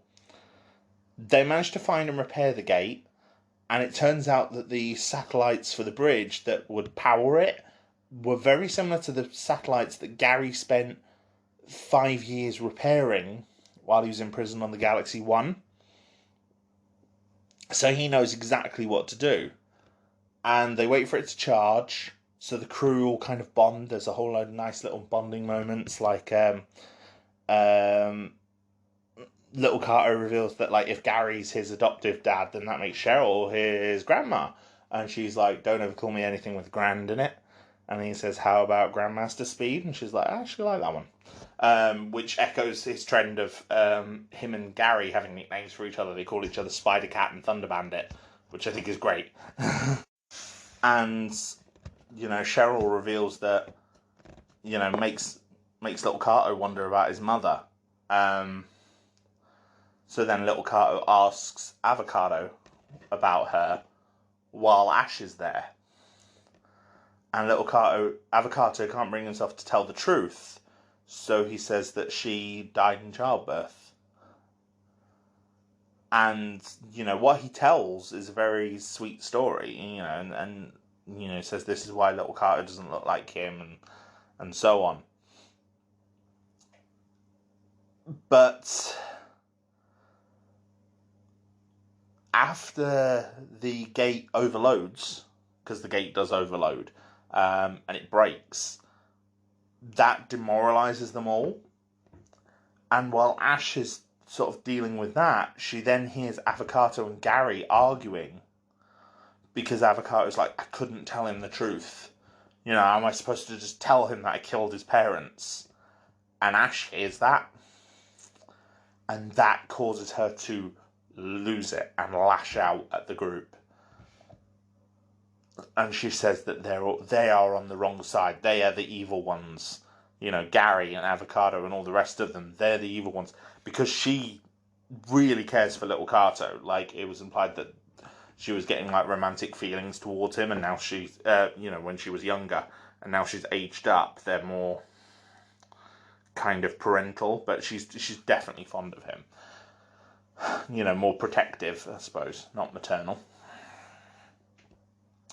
So she ends up fighting back Quinn, Avocado, Gary, Cheryl, all of them, and takes little Kato away and leaves the ship to take him to Invictus. So now Gary, Avocado, and Hugh, who has been given a new battle body built by Biscuit, they follow Ash back to the black hole that they were at before, which they know can get them to Invictus, on a fighter craft that Biscuit has built, which is actually called the Dragonhawk 5, which makes Gary's whole day. And they arrive at Invictus's prison, and Avocado tries to regain little Kato's trust by telling him the truth, because Ash has already told him, and he explains everything, and he says that little Kato saved him. Little Kato saved his life. It stopped him from being the way he was and leading him to a path that would have no doubt ended with his death. And, obviously, because we know as well that, his whole reason for leaving the Lord Commander in the end was little Kato. Like, that was explained back in season 1. The Lord Commander wanted all his subordinates to kill their children, and Avocado couldn't kill little Kato. So that's why the Lord Commander had little Kato imprisoned.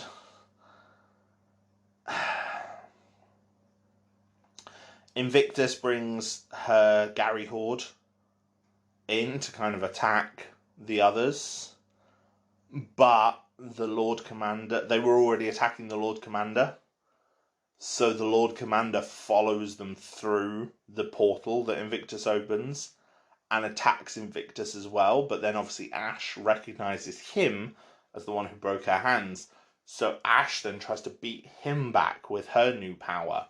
So Gary and the Katos manage to escape and take the Dragonhawk 5 and flee and reunite with Quinn and the others, and they've repaired the bridge. Mooncake, Biscuit, Kevin, Tribal on the other side to turn the other gate back on, and even a message from Nightfall from her helmet, like a pre-recorded message, and the piece that they need that had overloaded previously.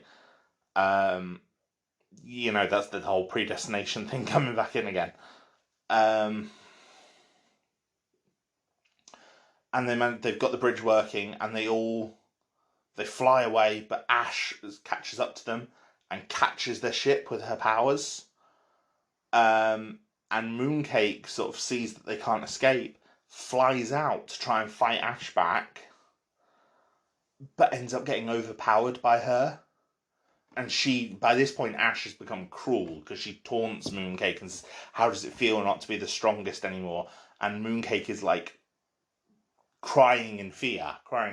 He only says one word, which is like Chukati. That the entire show, Chukati Pok. And yeah, Mooncake is terrified. And Ash catches him and uses Mooncake's power to free Invictus.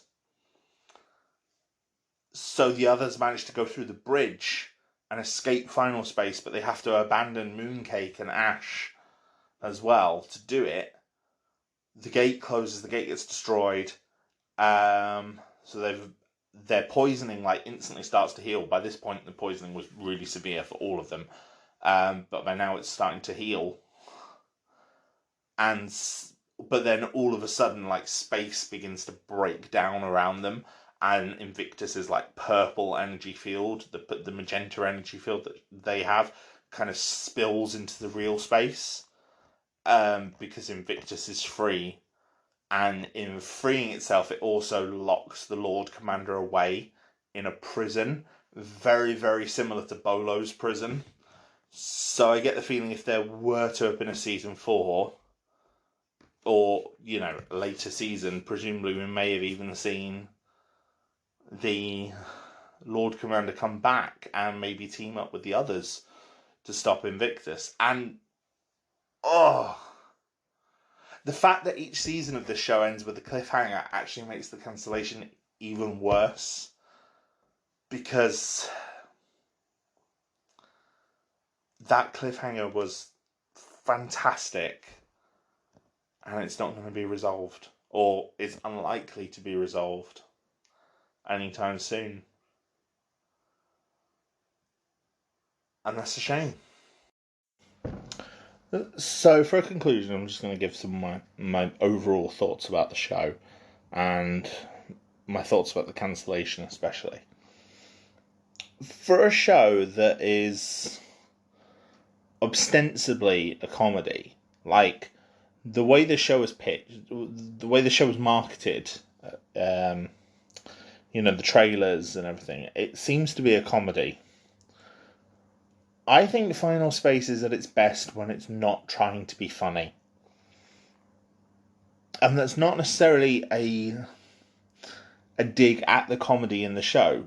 Comedy is a very subjective thing. Some of it doesn't work for me in the show, some of it does.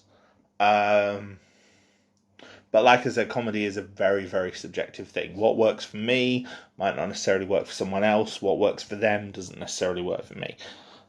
And that's basically it with Final Space. There are some bits in this that I can appreciate why they would be funny, but they don't necessarily work for me. Like Tribor, I can see, for example, some people would find that character hilarious.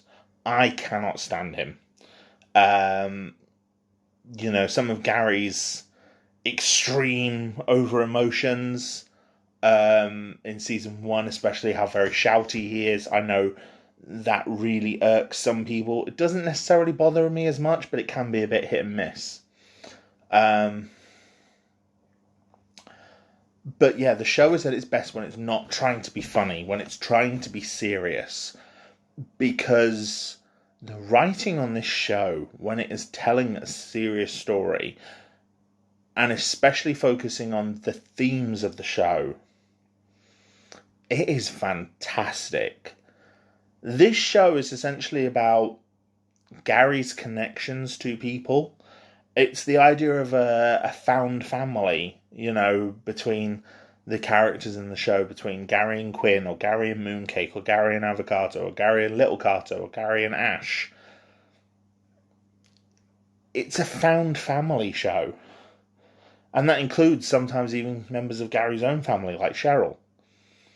And then their own connections between each other when they're just forced together on a ship.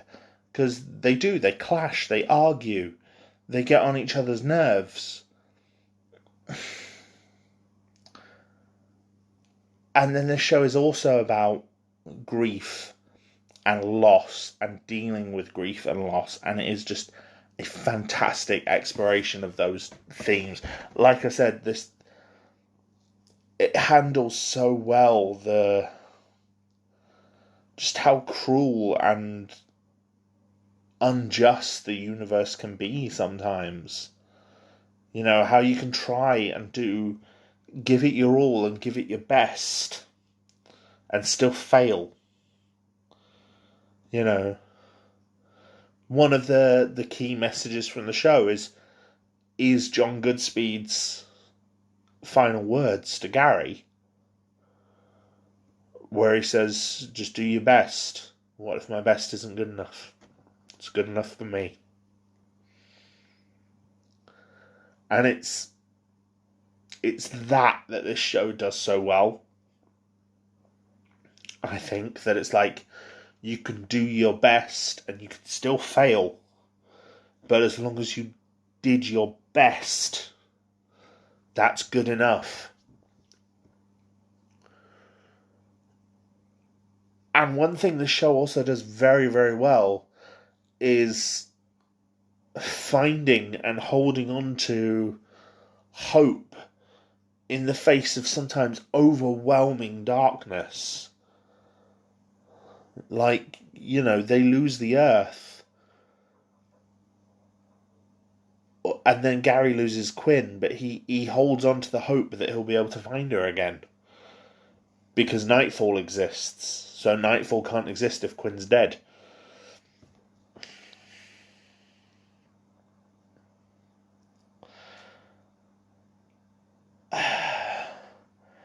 All of the best moments in this show are quiet moments between characters, rather than the action sequences or the comedy sequences, which can be brilliant. Like, some of the action sequences are fantastic, and some of the comedy scenes are very fun.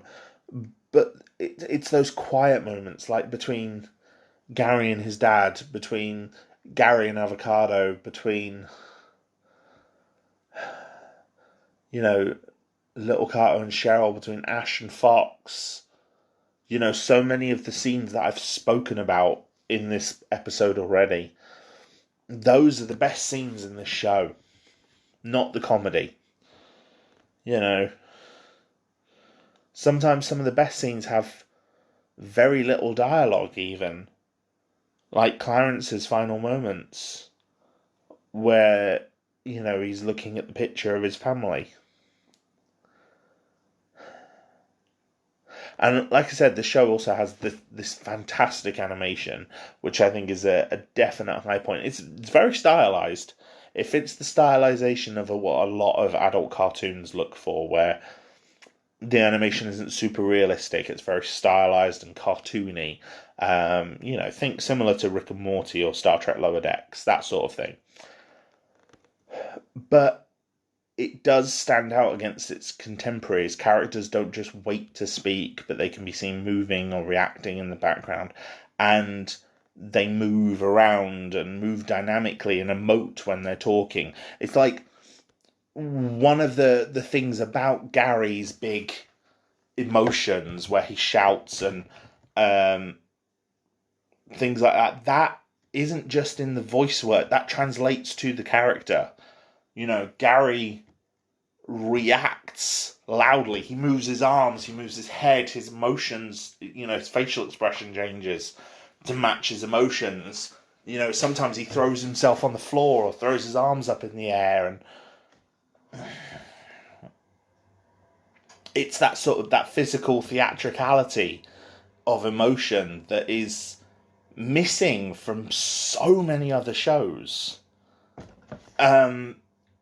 But when it does make it into those other shows, that it becomes some of the best scenes in it. For example, the scene in Rick and Morty where the two of them get back in the ship and just break down after this, what was meant to be a quick adventure turned into this week-long excursion. And it's like, with the rest of so much of Rick and Morty being not subdued, because Rick and Morty has a very frenetic animation style as well, but those sort of big displays of emotion like that. Final Space has that a lot. Like I spoke earlier about the scene where Gary breaks down and attacks the cookie machine. When he does it, his face goes through several different expressions before he even throws a punch.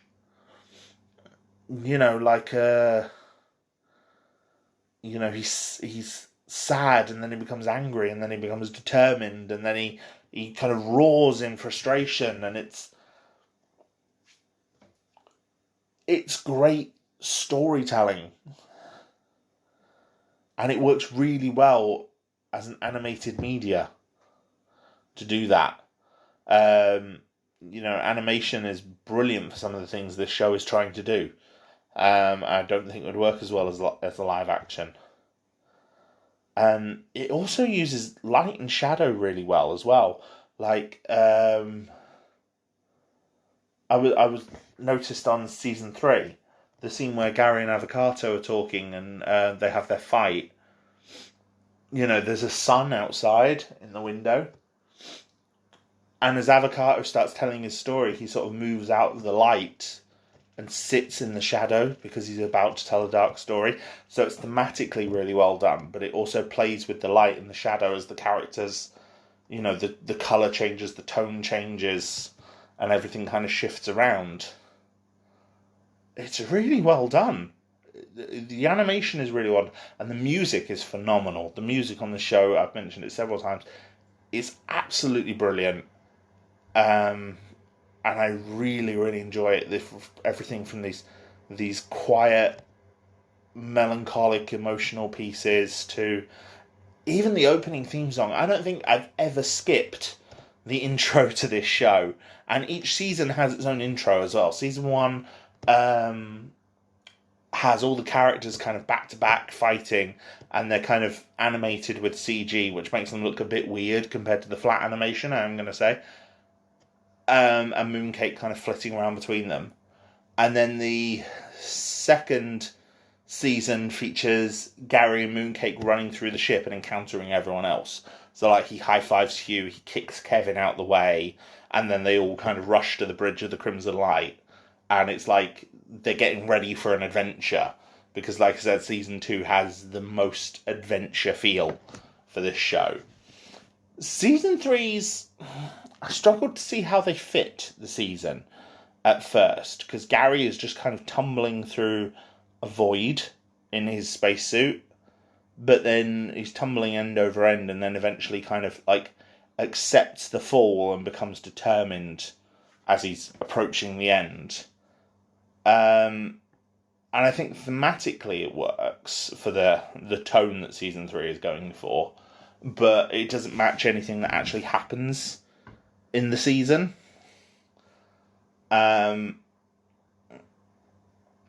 Whereas the elements that were in the season 1 and season 2 openings did, so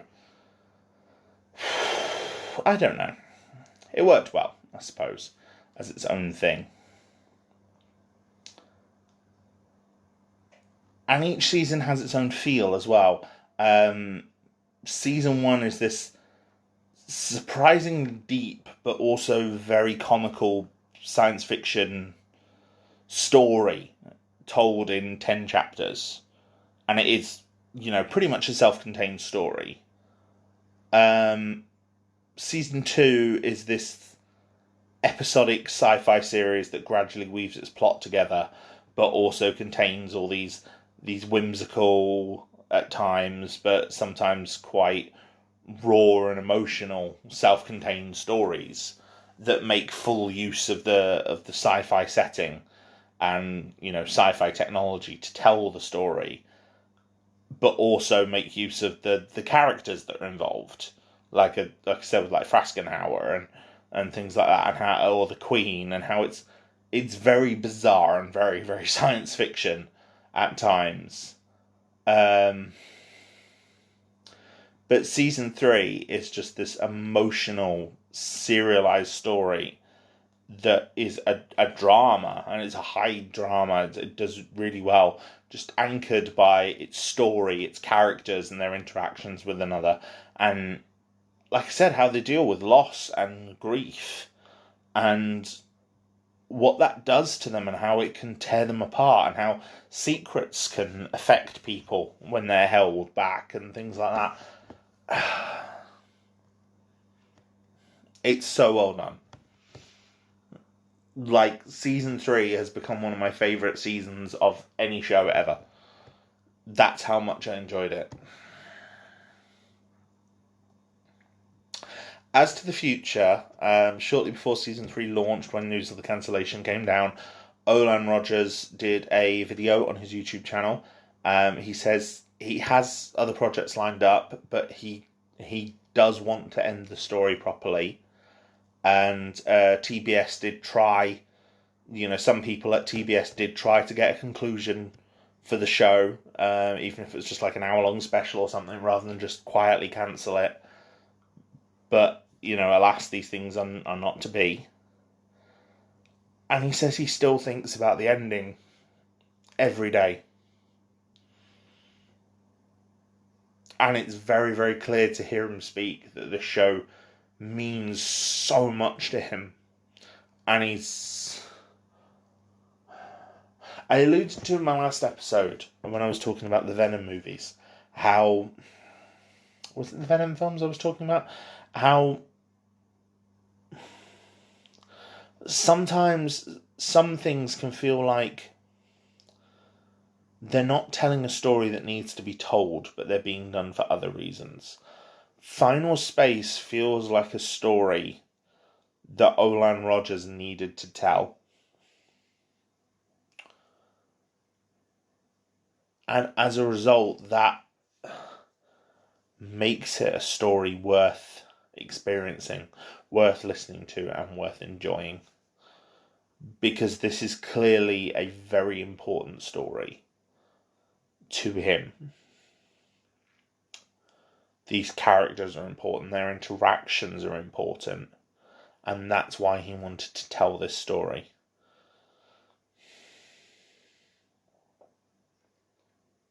And it's clear he wants to finish it, and quite rightly so. And I'm really hoping that one day it gets a true conclusion. I really hope on a future episode of this podcast I can be discussing my thoughts on the Final Space conclusion, because this is a story I really want to see finished. And it's all because of watching season 2 and season 3 and seeing how this show that I generally enjoyed, but I had mixed feelings about. I enjoyed it. I did enjoy season 1, but I did have some reservations about it.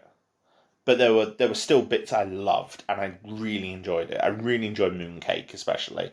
My wife actually made me a Mooncake plush for my birthday. Not last year, the year before. Might have been last year, I'm not sure. But yeah, a Mooncake plush.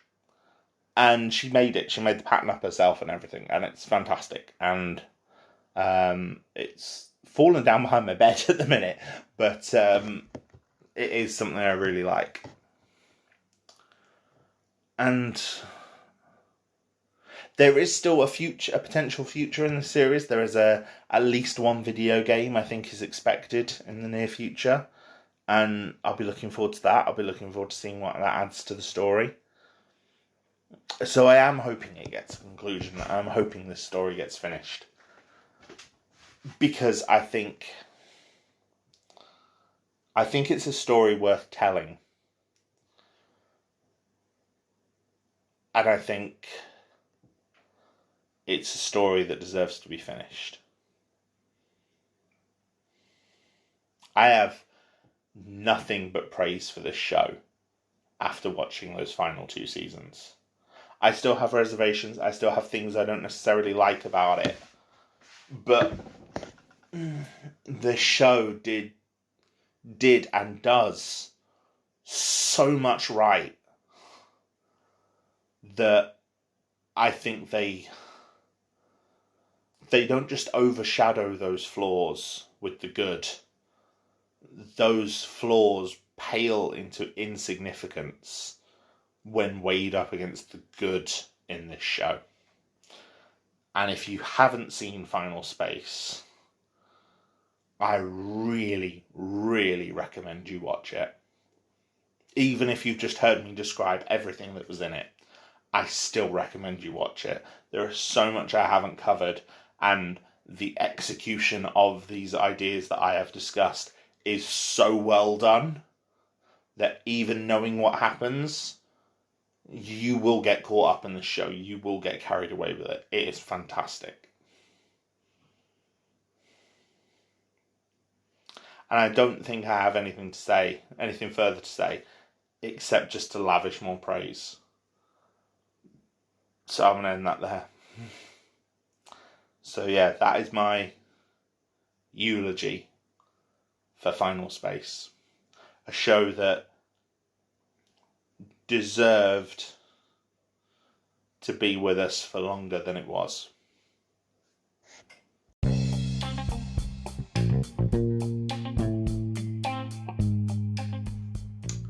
So, thank you for listening, everyone. I hope you've enjoyed the episode. I hope I've maybe inspired some of you to check out Final Space if you haven't already. If you have already seen it, and then please feel free to get in touch with me at any of the usual links, which will be up in a minute, and let me know your thoughts on it. I'd love to discuss it with some more like-minded folks. Beyond that, the next episode that we're doing in 2 weeks, we're going to be looking at Daredevil and the darker side of the MCU with the other Netflix shows, which I will be touching on, but I'm mainly focusing on Daredevil. The reason I'm focusing on Daredevil is because obviously Charlie Cox and Vincent D'Onofrio have reprised their roles of Matt Murdock, Daredevil, and Wilson Fisk, the Kingpin, in Spider-Man No Way Home and Marvel's Hawkeye. So, with Daredevil being officially carried forward into the new MCU, I thought I'd go back to where it all began. And I hold Daredevil in very high regard, so I'm very much looking forward to talking about it all again. So, yeah. Join us for that next week. Well, next fortnight, next 2 weeks from now. Beyond that, everyone, please just take care of yourselves, look after yourselves, your physical and your mental health. Mental health is very, very important and something a lot of us neglect.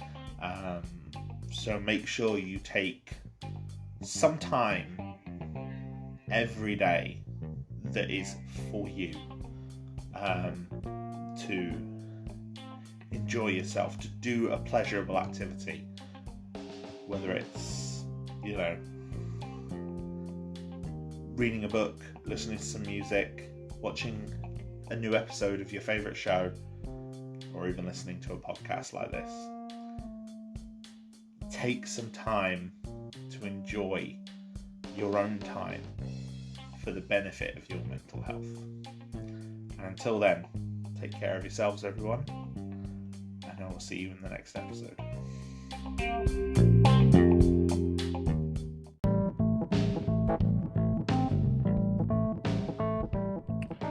Thank you, my friends, for once again joining me on Garhdo Goes Geek. Your continued support for this podcast means the absolute world to me, and I am grateful for every single one of you who stays and listens to one of my episodes. It means the absolute world. Now, if you would like to engage more with me or the podcast, we have a Discord community, small but growing, and we now have commissions open on Ko-Fi. So if there's a topic you would like to see me cover, you can pay me to cover it. All funds will be used for legal purchase of the relevant items where I do not have them. Have a look on the link tree for more information. Until next time, look after yourselves.